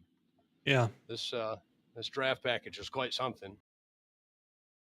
Well, it looked like early on when it was Tommy and Nick or not Tommy, it was Tommy, Ivan and Michael. It looked like they were maintaining a good gap there. It looked like about a 0.09 to 1.0, or I'm sorry, 0.1 to 0.09 seemed like the magic number of the gap that you guys needed to hold a decent run. Was the pushing was heat a factor in like overheating and all, or? Oh, absolutely. I know I typically, the way we've been racing here is try not to lock bumpers with people and get them upset. I find that if you stay close, you can still carry pretty good speed, but you need a lot of help now, it seems, from the car behind you in basically third place. It's not every time I'd lose help from behind being the pusher, I'd lose the guy in front. I just couldn't catch him until that guy behind me got a good run, got close, and pushed me, propelled me forward to get to the car in front. So it was it was going to be a checkers match, really. I'd like to have been third place in line and been able to just kind of laze back off and then get a big run and pass the two in front, because it was what I was watching and seeing. I don't think there was anything you could do about it. You lose your help, you lose your run. Yeah, we were talking about that earlier, where it used to be 2 cars would be enough. Now you need a third car to be competitive here. Yeah. I mean, you could do tandem 2-car run fast laps, but now it seems right now tonight it looked like you needed at least 3 or 4 cars to get the thing going. And I mean, I don't think I made contact with John, and I pushed him for almost 2 full runs. And I only really got a hold of Tommy there once or twice, just trying to stay close, but not help him too much, and then hurt him. So and it was all in all a good race. This thing was fun to drive tonight. I thought the inside was going to be dominant, and the outside worked pretty good too. So I mean, once everybody decided to go single file, that's pretty much how you're going to run until it gets racy, like we saw at the end. Yeah, good qualifying, man. And you seemed in the front most of the race. You were able to hold up there pretty good. So I figured you were going to have a good shot of it there at the end. Yeah. The first 3 corners, I was like, holy shit. Well, I guess the field don't want to work with me tonight, and I went right to the back. Yeah. We noticed that. We're like, what? No, Fine. what the hell did Ricky do? What did Fun. off Screw you everyone? guys. I'll just push whoever's in front of me, and we'll go to the front. Yeah. But now, whoever was leading that charge on the outside lane, I think it might have been Burt with Chuck pushing. Chuck's a really good pusher. I know there's Adam Matz. I don't know if he got the opportunity to try to propel forward. I'm sure probably more than likely he was just riding and waiting for the end to be in the right spot there. But after that big wreck, I truly didn't think there was anyone left, but apparently there was still some guys left. Well, and that was another thing, you kind of got tangled up in that a little bit, and Adam got tangled up, and quite a few guys got tangled in that, and I had to lift. I thought they were going to make contact either 1 or 2 times after the initial one, and then it finally happened. So there's nothing. I don't think there's anything Adam could have done different. I just tried to roll a little bit higher so he could see what was happening in front, and by that time, I think he ended up goosing me a little bit, and he was right there at the end of it. So I don't think he hurt his car too much in the draft, but. All in all, that was a pretty good finish. I know it was boring for you guys probably up front, or we at stayed least busy. the first 3 quarters. I was surprised. I thought Richard was going to get his lap back on that, but he didn't. Yeah, off I of don't that know. caution. I don't know what happened. We were 'Cause talking. I thought about for it, sure he was licking his chops, going, "All right, here we go. Here we go. I'm back in the lead lap. A lot of cars out. I got a shot." But I yeah, he told was him still lap down. when the race started, don't lose the draft. Now, What did he that's do? what you shouldn't He have went told and him, lost because the that's damn what draft. he did. So Yeah. get a lap down. I know that sucks, but that's this draft is crazy now. It's pretty wild how it works around other cars. You're getting that loose sensation when you get near somebody, and then all of a sudden it's tight. Now you've lost the guy in front of you, and there ain't a damn thing you can do about it. Yeah, and you used to be you could come back after 3, 4, 5 car lengths. Here it seems you get a car and a half, 2 cars out, you might not get that draft back. You might lose it if you're not right on it. Doesn't pull up, so that's what it is. I don't know if the truck's like that or not. We'll see tomorrow. Well, good finish for the last race of the season in the league. You ended up on the podium, so that was good. Good strong finish. Carry Thank into you, John. into the summer. Absolutely. I don't know where you finished. Our points updated? Oh, they are. Okay, cool. You finished 4th. You jumped up 2 spots. You finished 4th on the season. Got a pair. Good deal. I'll take There you 4th overall. Just offside. Richard was 3rd, so you're just offside the podium. You can punch him in the knee. Yeah. I'm gonna go punch him in the guts tomorrow. Oh yeah, well, tomorrow is going to be a fun dynamic to watch. I'm looking forward to see He how lays that back plays out tomorrow night. I'm gonna beat his ass. between the top 2 points chasers, because I think it's just the 2 of you, isn't it? I think it's locked to just you 2, right? Yeah, I think after Did I that see night, that you're probably correctly? gonna see Well, up front. and not only that, you two tomorrow night are challenging each other for the tournament bracket too. So You That's got right. the points and the tournament you guys are fighting for tomorrow night. So Yeah, That'll be unless you exciting. can get 19 or 20 cars and trucks tomorrow night. Yeah, it's just you two. Tommy's 19 out, Chuck's 20. Oh, John's 20. So if you have a record 28 trucks, it's a whole different story. Yeah, it's going to be fun. But- Hopefully, we see some guys show up and want to have a good race because I think we had one tonight, barring any mistakes we may have had getting on pit road and basically being in the wrong place at the wrong time there with the caution or spinning cars at the end of it. Yeah. Yeah, decent finish. Usually you get a lot of tail off at the end of the season, guys that aren't in it, but it was a good showing. 21 cars. That's Yep. a solid finish. Well, for last race. I'll give a shout out to Nick Hunt on a second and John Wimbish on a win. They had to finish off the season. Now he gets to brag about this one all the way to the next race. So this is the good one to win. He gets to carry that through the summer. That's right. That's why I was telling Brazy, I'm like, no, somebody's going 3 wide or something. This is the last race of the season, last race of the league. Somebody's going 3 wide to try to get the last win. I'm telling you, it never happened. Didn't come to fruition, but I thought for sure somebody's going to jump out and try to make something happen. But everybody finished like gentlemen. So yeah, good finish, good race. Wasn't too boring to watch. You say we had a lot to watch, especially with guys falling in groups. Richard losing the draft twice. By the way, not even once, twice. Yeah, Come on. I said somebody else. Is his wife driving the car? Did he get in trouble? You have to let her drive. What's going on? It could happen to anyone, dude. If you're not paying attention, you'll lose the draft. That's the way it Yeah. worked tonight. That's why you saw me up in the front. Why I normally don't qualify, but I went for it tonight. Tried to stay up front, and everybody went by me anyway. So I was back there at the start. Yeah, yeah. You could really see it when you got hung out. How quickly you lose speed by yeah. yourself. Soaked, completely gone. But I Oh, want to yeah, give a good shout comeback, out to good Vern finish. Bradley, for running this thing. I know I've been a member here for a good number of years. I wasn't quite there in 2017, but it wasn't long after that. I want to give a big thank you to him and also McCauley for playing the guy that has to make everybody pissed off sometimes. But I want to thank him and thank you guys in the booth, especially for sitting here all season doing this out of the kindness of your heart. So I want to thank you. Oh, it's fun, man. We get to come and watch a race, make fun of you guys. I like it. If anybody would appreciate that, you would. No, absolutely. There's nothing wrong with a little bit of trash talk, a little bit of smack Yeah. talk, any of Oh, that. absolutely. Yeah, we're good with it. It's fine. Yeah. Doesn't kill you, makes you stronger. But yeah, But, again, congrats on a good finish, good season, man. Just overall, Thank you. solid season for you. Like I said, 4th in points, 3 top 5s, 11 it was a top strong 10s. finish. Yeah. We'll go So, talk yeah, to no- Nick Hunt. He wants to talk too. I don't want to sit up here and pretend to be Richard Holland where I talk for 15, 20 minutes. But maybe I'll have a chance to do that tomorrow night. I will stay a little longer tomorrow night. Maybe, Yeah. if I get up there, podium it. Alrighty, well, congratulations on P3. We will see you again tomorrow night, sir. Thank you, Brazy. Yep. Later, man. Good run. All right. Moving on to Mr. Second Place, Mr. Nick Hunt. Do you have a copy? Yeah, I got you.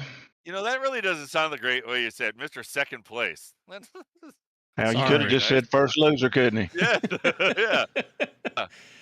Look, you gave her hell. You were sitting back there in like 6th place. You pushed your way up there at the end. Almost got the win. Yeah, we did what we could do, but I think it was, yeah, I'm still eight spots behind Matt.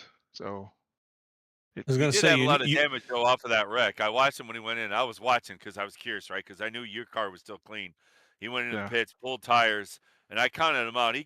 He had some damage, but he was able to come out and good enough in the draft. He wouldn't have been anything in the front, but he got enough fixed up. He was able to sit in the yeah, draft because Yeah. that's what I was curious, right? If he had motor problems, it was yours.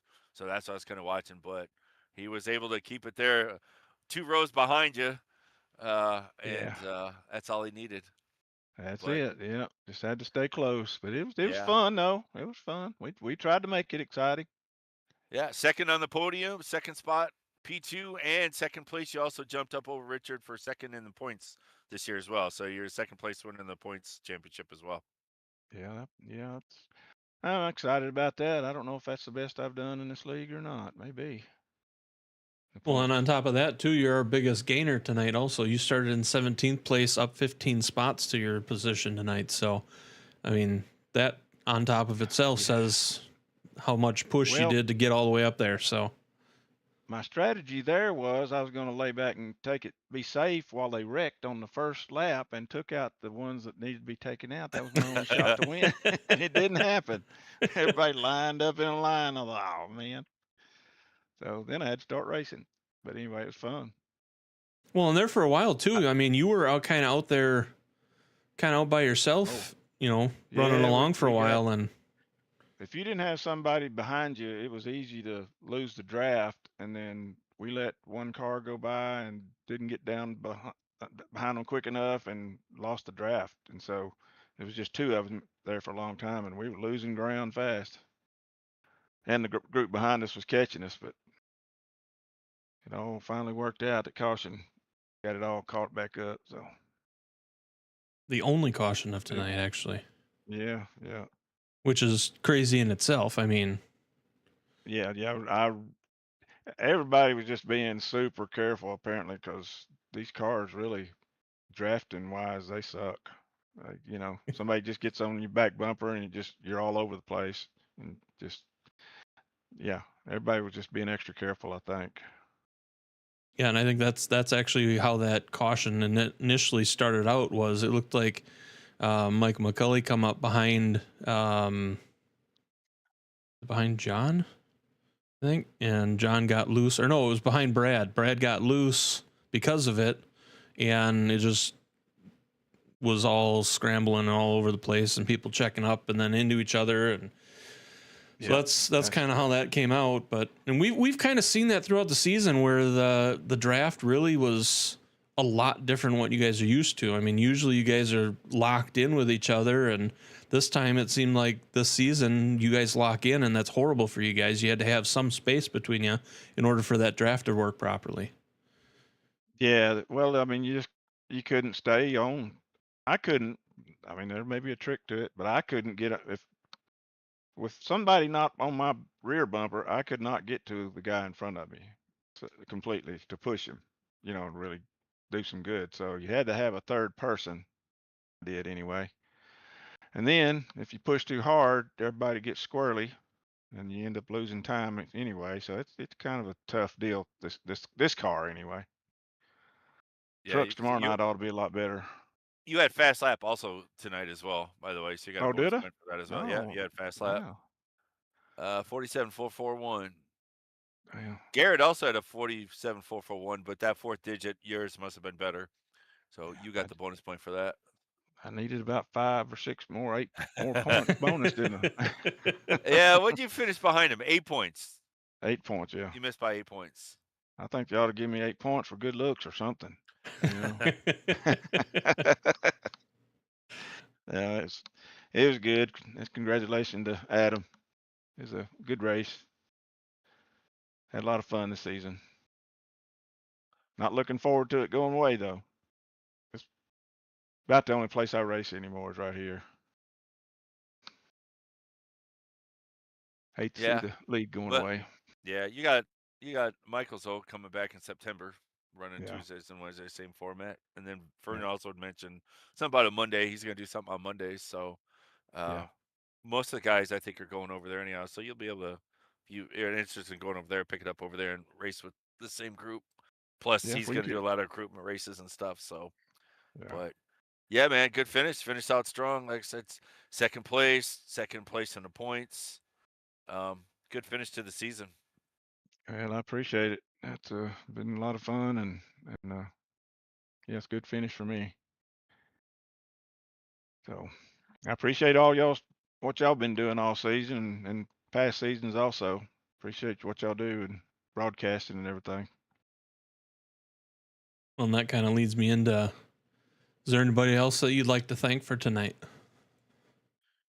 Well, I want to just say thank you to Vern and Michael and everybody else that's been helping and doing this league for as long as I have, because it's, I know I've run leagues or admin in leagues, and I know what kind of headache it is, and it's a job, and I just I know what I appreciate it so much what they've done over all these seasons. So I just want to thank them one more time. Yeah, you've been in here for a while. I mean, Vern and I talked a little bit last week when he was up the broadcast, because I'm one of the original guys, and I wouldn't be anywhere I am as far as skill level without WFO. This is where I started. Since I get into Yeah, high racing, I came here. And yeah, you've been here for a while too, because we run back and yeah, forth. We've tangled a little bit here and there in the past, but we've run with each other and here and there over the season. So you've got to been here at least 2, yeah. I 3, don't know how many 4 years. seasons, but I Wow. know I was still adminning in another league when Vern started this, so I know that I wasn't here when it started. I don't know, a couple seasons in, and I think maybe I raced a season or two and then missed one. I don't know, but I've been trying to hang with it Yeah, because I'm trying to several look through several seasons. here. Twisted Tuesdays, Wicked Wednesdays. I wish I could see all these that come up right. Season 11, 12, 13, season 17. So I see 6 seasons, 7 seasons right there at least. I Yeah, can't get an yeah, exact, but yeah, you've been here for a while, man. yeah, yeah. You definitely get a record die too I think for the same livery, because you've been John Deere since day one, I think, if I recall correctly. Well, I've tried other schemes this season, but I don't know, they just didn't work out for me. So I had to go back to my old John Deere because nothing runs like a John Deere. No, if it ain't Absolutely. broke, if it ain't broke, So don't fix it. yeah, yeah. So I went back to it. But yeah, So again, congratulations, man. Good run, good season. It's yeah, a solid thank you. finish. Yeah, appreciate it. Well, congratulations on second place tonight, second place for the season, and hopefully we'll see you again soon. All right, I appreciate it. Thank y'all. Yep, Have a have good one, night. man. All right, you too. All right. That The is good going to news bring us. is we can wrap 2 interviews into one. Or no, we can't. We had No, to do you John. can't. That's right. Adam didn't win it. That's right. That's right. Adam did not win it. John won it, who is now We'll up just here do in the John. booth with us. We'll do John Hey, as I the did winner call in something. tonight. You did a thing. You managed to hold on there at the end. You only led one lap, but you know what? That is that lap that was the one that mattered. The only one that counts. Oh, really? I only led one lap. That's All you needed. hilarious. That's all we needed. It's the only one that counts, right? That's right. Yeah, good finish. Yeah, I appreciate it, man. It was a wild little race there. I thought I was going to be screwed because I got caught up behind a bunch of guys that were pitting, and I didn't hear anybody call it out, and I about bought the back end of somebody's car, and anyway, it put me way behind, and we wound up having that caution, so that helped me out a ton to get back up there and give it a shot. So I appreciate caution flags. Well, and it was the only one tonight. So not Yeah. only was it the only one, but it was the one that helped you get up towards where you needed to be to get up to the front to lead the last lap. Yeah. Yeah, it was a good race though. Everybody was kind of being pretty easy. I was kind of surprised that we didn't have a lot of craziness going on, but this car is not that great with drafting and stuff. I know you guys have probably heard that from other guys tonight anyway, but so I won't harp on it too much, but it's kind of a bad package. Yeah, we've talked about that. I mean, multiple races. We've actually seen it where we're watching you guys, and you guys get too close side to side or front to back, and the cars just get loose, and or you just see it. You can watch it happen, and it's like, you know, some of these incidents that have happened over the season. It's like you guys don't touch each other. It's just the aero just seems to do something to your car, and it just throws everything off, and then the computer code just goes crazy, and you guys are all over the place. So, I mean, it's definitely something that we have noticed watching even. So, I mean, I know you guys are noticing driving it it's been enough to where we've actually watched it multiple times where it's like, yeah, that was the arrow that did that. That wasn't any of you guys. That was just arrow that did that. Yeah, you've really got to have a lot of help behind you, and that's just you can get a run, you know, coming off a 2 or 4, and come up to somebody like we saw Nick trying to do at the end there. And I kind of moved down a little bit to block him, and I just didn't leave him enough space, is all. You still crossed the start finish line, which is good because your super Yeah, speedway record this year has not been great.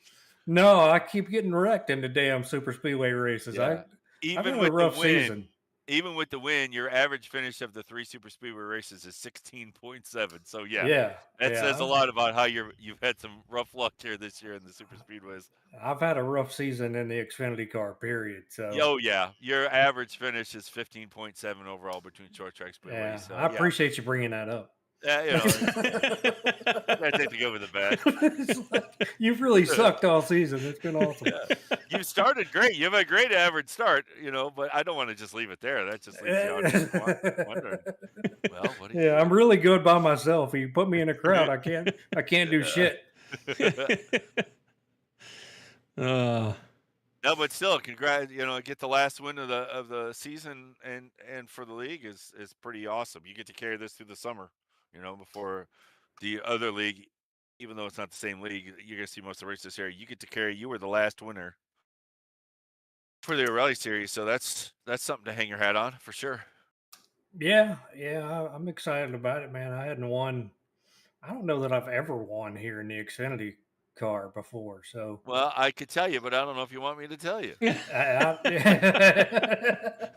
I don't think I have.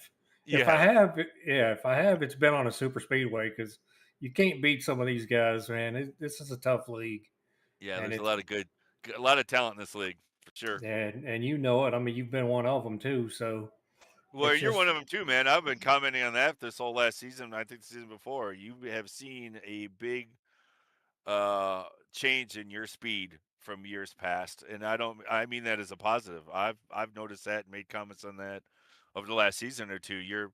Like I said, your average start says it. Yeah, finish, you can't always put finish on. Things happen, but yeah.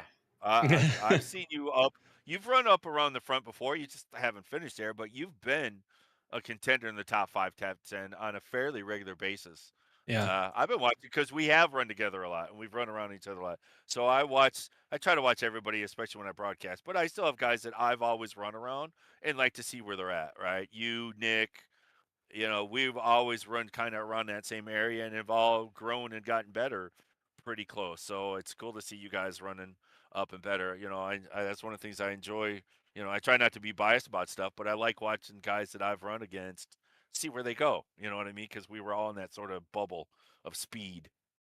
Well, I'd be So lying if I said I don't practice and try to get better because I do.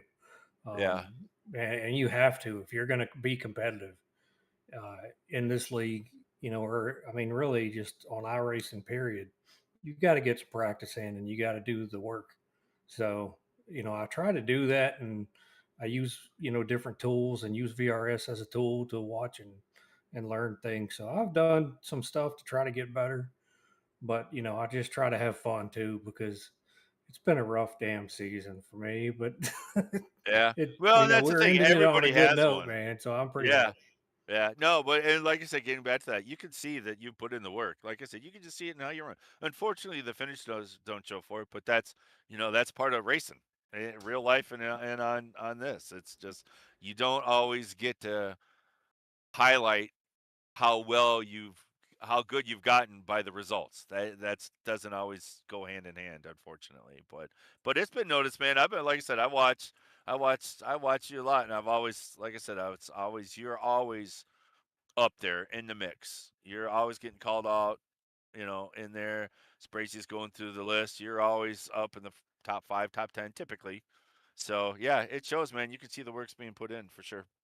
I appreciate you saying that, man. I mean, it does mean a lot that people see, how you're doing and, you get better and guys get to be more comfortable racing around you. So it makes it a lot more fun. Yeah. No, yeah. Awesome, awesome job. Unfortunately, not the best season, but hey, good way to finish it though. Yeah, we'll take it, man. We'll take it. And I hate that that the season's over and all that.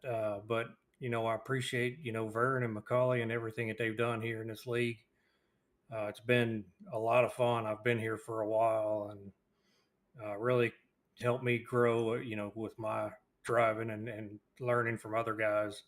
Watching some of these guys who are a lot faster, you can learn from them. So it's been a ton of fun here at WFO, and look forward to them, coming back with whatever they're going to do, and appreciate you guys and all our sponsors and people that have taken the time to watch, pulling for their drivers, or just want to hear you guys, screwing around and give each other a hard time. So, but we appreciate everything that you guys do for us too. And like I said, all our RGC, the sponsor for tonight, and Superstar Radio Network for what they do. And appreciate Vern and Macaulay a lot, and everything that they've put into it. No, I appreciate it. Like I said, if it wasn't for you guys, we wouldn't have so much fun being up here doing it. So, Well, hopefully it was entertaining. So, oh, and congratulations to Adam Matz on the championship too. I'm about to leave him out. I don't want to do that. Thank my teammates for their help. It really showed tonight. We were working together, so I appreciate them. But congratulations to Adam, especially for on the championship. I know it was very well deserved on his part. Well, sir, congratulations on P1 tonight, or P2 tonight, and we will see you again soon. P1. That's right. That's right. Yeah, P1, P1. crazy. Don't Sorry. take that Take from my him. win away from me. Damn it. I just bagged him on his finish ratings, and then you're trying to take the win away as well. I was thinking Aren't I you forgot glad we you came up here? Congratulations on getting an interview. Hope Yeah, it was everything you thought it'd be. that's right.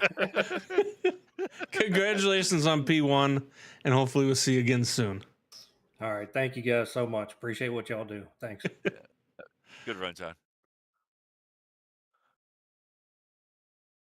Look, I screwed up because I was thinking of the next one that we've got to I do, know. and I you know. know, I just know he's thinking ahead of that. It's just funny. It's just, at least you got the win. He goes, congratulations on your P1 or P2. Wait, what? Yeah, sorry, Dick just called. Your car didn't pass inspection. Well, with that being said, since I've already screwed up everything, we got this guy Uh-oh. up here. This guy. What's left to say to this guy that we haven't already said throughout the whole season? This There's guy. numerous interviews. How many interviews have we done with this guy? I have to look. It's a lot. At least 13. This will be 14. Nice. Hey, I'll 'Cause- take another interview anytime. Or maybe Yeah. no, not 13. It No, was not 13. He's got 13 top fives. fives. That's what it was. 3 wins, but he's also had a couple podiums. But yeah, a couple times. It's not his first time here at this rodeo. But yes, congratulations on the season championship. Also, we're messing with you a little bit, but yeah, that's great way to finish. I'm trying to pull up. Yeah, no, thanks for that. Yeah, I wasn't sure if you guys were going to actually interview me since I didn't finish top 3. I was like, what the heck? No, Win we got to championship, interview no you for the interview. championship winner and the bracket winner. Oh yeah, I forgot about that too. You know, some might say that was rigged, but you know, I mean, you got the win tonight on that, and Yeah, no, that worked out pretty good. Yeah, that was pretty intense race, and I knew where I had to finish. I mean, obviously, no matter what, if I finished 9th, I knew I'd be in good shape. So, but it's Daytona, you can't really control a lot. So, right. And where Yeah, did you that's what think I you said. were on that incident? I was so that wreck, when I got caught up in that wreck, I was doing my best not to hit the nose on the wall or anything. I kind of know I hit the rear, and I think I got popped in the rear pretty good. And the spotter said I had some wheel damage, but the wheel was straight and the engine was fine. So I was like, okay, it can't be too bad. So Yeah, that's why I wanted to ask. I went into the pits with you. How much damage did you have? I saw you took tires. That makes sense now because I'm like, why did you take tires? But if you had a bad wheel, that explains that. But how much damage did you have? I had 1 minute and 14 seconds of repairs, which was nothing. I got that fixed and went right back out, and no problem. I feel Yeah. that was super lucky because that could have been a lot worse. Yeah, as soon as you killed the motor, I'm like, okay, he's got some damage because he knows he's going to be there for a minute, you know, a little Yeah, bit exactly. of time when you turn it off. But it's like, and then I noticed you were coming out before the the pace car came around. So I'm like, oh, he feels he's got enough to at least get in traffic and hold his position. And then I had told Brazy, I go, as long as he can sit there and he can see Nick up there, you know, a couple rows up over to the right. As long as he can see Nick's car, he knows he's all right. He knows he should be all right. So I Yeah. figured that's how he's pacing it. Yeah, Fortunately, I put in, and I still came out because there were so many cars a lap down, which actually helped me a ton. I think there too, because it got me back up to I can't remember what position I was, maybe seventh, I think I was on that last restart, which was a lot better than I expected. So that just really worked out. And then it was pretty crazy there. I mean, I could have probably pushed it, tried to do some stuff at the end, but it just was not worth it. And I had cars beating on my bumper and guys going 3 wide, and I did as much to just stay planted on the bottom. And if I needed to escape, go low to the apron or something, I could do it. So luckily, I know folks wadded it up at the end, but that was fine. It was once I got to the white flag, I felt pretty safe actually. Yeah, no, it was a good run. I mean, you've had a good season. You've obviously earned it. I mean, you've been top 10 100% of the 15 races you've been in here. You've won 20% of them. So thanks for staking up the season. Yeah, But no, Rich, that's great finish. Your average finish is a 3.6 overall between short track, speedway, super speedway, which speedway, by the way, is your worst at a 5.7 average. But yeah, it's a great, uh, great average, great consistency, and that's why you ended up at the championship. So congrats on that effort. yeah, I can be honest. The top tens for every race is amazing because usually you just get random stuff happen or I don't think disconnect. I've ever seen that. I don't think I've ever seen that where everybody's gotten away Yeah, with not get caught up in something at least once. So yeah. yeah, that's So awesome. yeah, that's crazy. The top fives, I'm Where's pretty your proud top of that. five at? Top 5 percentage is 87%. So Yeah, disgusting. yeah, right. Well, Disgusting. 13 of your 15 races were at least a top 5. Yeah. yeah, So yeah. yeah, and I mean, imagine if I had lost it in the final race, I would have been just screaming. Yeah. So Yeah. yeah. Richard beat me on the wins though. He had the 4 wins, and then so he had a little bit more pace, especially on the long run. So the past 2 races really worked out really well for me. The way the cautions and stuff fell, so I had a little bit of help, a little bit of good racing luck. So thankfully, maybe that's just to make up for what happened to me last season because that was heartbreaking. Yeah. No, he had the wins, but you dominated on the top 5s, your 13 to his 8, and your 15 top 10s to his 12. So that's where it wasn't a huge gap, but that's where that makes up that difference, right? That's what And that's created why enough we've called separation. you Mr. Consistency. Yeah, among other things. No, just kidding. No, we call him Mr. Consistency. stinger. The drivers might call him something else. Yeah. Oh, Yeah, great. right. Adam's running tonight. Awesome. It's like Mark Martin in the Busch Series. Everybody's racing for second. But no, again, congrats, man. It's like I said, those are great numbers. I mean, even you have to be like, wow, every race top 10, every 13 of the 15. That's just phenomenal. Phenomenal. Not only good racing, just good luck too, right? To be honest, that you didn't have any issues whatsoever. Yeah, because I mean, most of Yeah. these races, you're looking at 20, 25 drivers for a lot of the races. So the fact that out of 25 drivers, week in and week out, you ended in the top 10 every single week, that just speaks volumes. I mean, Yeah, and honestly, to finish top 10 because the top 10s are at the speedway races. I think it was Atlanta and here Daytona. Throw Atlanta in there. So that's kind of lucky because honestly, normally I get DNF'd in one of them, so that's kind of shocking. But yeah, that's awesome. The top 5s are incredible. I don't. Yep, and then I got a few polls too. I was pretty proud of some of those. I can't remember how many I got. I got 3 or 4, I think. So yeah, I feel like that's a complete season. I really can't complain at all with that, and that's a heck of a lot better than how things turned out last year. So or last season, not last year. So yeah, Well, and hopefully it's not cyclical and it goes back to, other seasons. And hopefully you can continue on your momentum that you have. So, Well, this race too could have. There was a couple of times where I could have had issues, like on that last pit stop under green. I had my shifter blipped and it didn't shift, and then Garrett and Ricky they passed me 3 wide on the apron. I was wondering what happened there. Yeah. Because it's like, oh, Adam's there. out front and up there, and we watch, and you're like going slow, and everybody's going around. Okay, I'm not sure what happened, but yeah, I don't get it. It's just something. I had a short disconnect. It reconnected. I shifted. Then I went to shift up to third gear, and it blipped. It didn't shift, and so it was like a second there. And unfortunately, I was trying to give enough space so nobody would run in the back of me. And fortunately, they both went around. And it really didn't cost me too much, other than obviously cost me being up front. But yeah, that could have been a lot worse actually if I didn't get it to shift in gear. That could have killed me. So that was fortunate. But yeah, that was awesome. I can't complain. John too. He was up front most of the race, so it's kind of a bummer that he got more damage than I did. So I think he had like 6 minutes of damage. So unfortunately, I think that hurt him quite a bit more than it hurt me. well, it might have. I mean, he ended up in front of you still, but tonight. Yep. So, but either way, champion of the season, champion of the bracket.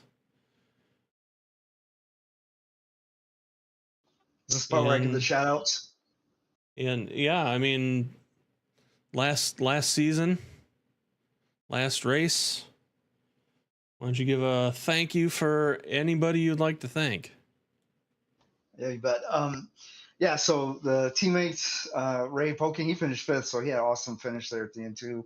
Of course, John McMillan, he led a lot. He was right in front of me at 6th, but thanks to them, their help. We talked, pit strategy and everything the entire race, and so that's a big help. And then Jerry isn't here, but hopefully wherever he's at, thanks for his help earlier in the season. Hopefully he'll be back for some future races. And then thanks to you guys for the great broadcast and for keeping that up every week and making it fun and teasing everybody as usual.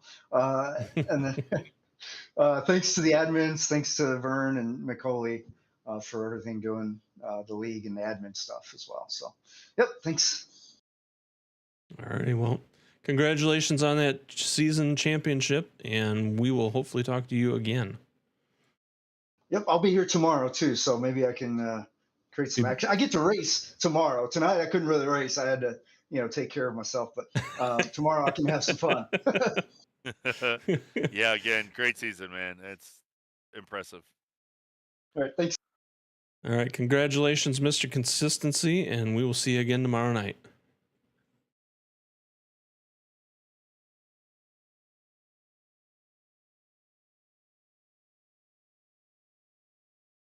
All right, well, any final thoughts, Mr. Sanu?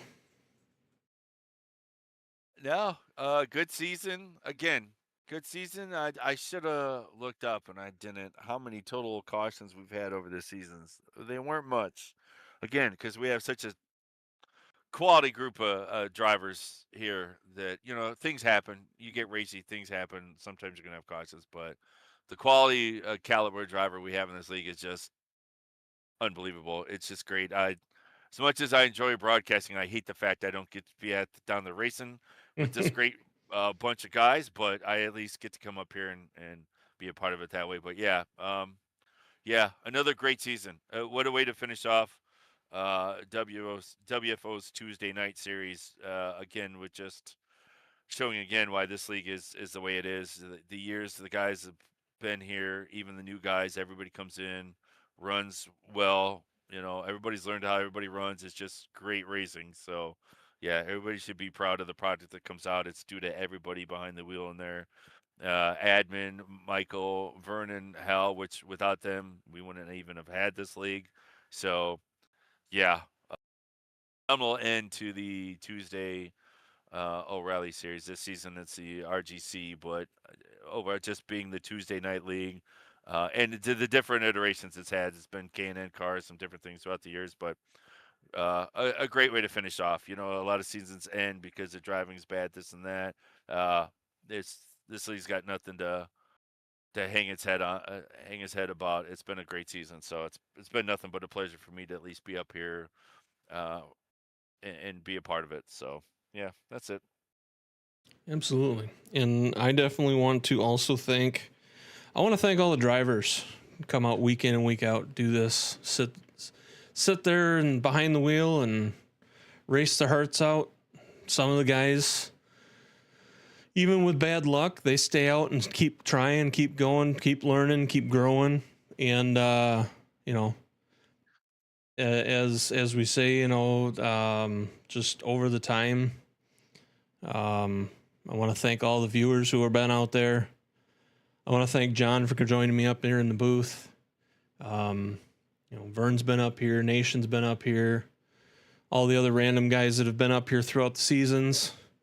You know, thank Vern, WFO, for creating the league. Man who doesn't get enough thanks, Mr. WFO himself, Mr. Hal Eighmey. The man whose name is on the league. You know, used to be out here all the time with these guys, supported a lot in the background, did a lot for everything. I don't know that he gets the appreciation always that he deserves. Mike McCulley for everything that he does in the background, because there is so much that he does in the background that people don't see all the time. And you know, it's been a great run. I thank everybody out there. I thank everybody over here in WFO. TJ Lee and his sponsorship with RGC and the autism awareness stuff. And Ray with the Superstar Radio Network. So, shout out to the sponsors. We'll be back here again tomorrow night to finish up the Truck Series, which it'll be a battle of teammate on that one. So that'll definitely be one to tune in for. So we will see. I'm so looking forward to that malarkey that's about to happen there. As much as I want to see a great car count, so more people are involved, I almost don't to see the shenanigans that are about to happen with just the two of them. He's talked about it all season. He has talked about it all season about dumping him. Tomorrow might be his night that he gets to do it. I am so torn. I so want a good broadcast and a good car turnout, but I also don't want to take away from the possibilities that lie with just enough cars, so it's just the two of them. So yeah, I'm so torn, and so looking forward to tomorrow. Can't get here soon enough. So, on behalf of everyone here at WFO, I want to thank you all for being here. Thank you for hanging out. Thank you for sticking around and watching these streams. We hope to see you again soon, and we'll see you again tomorrow night. So, without further ado, we'll let you guys go. Have yourselves a wonderful evening, wonderful tomorrow. We will see you tomorrow night. Much love.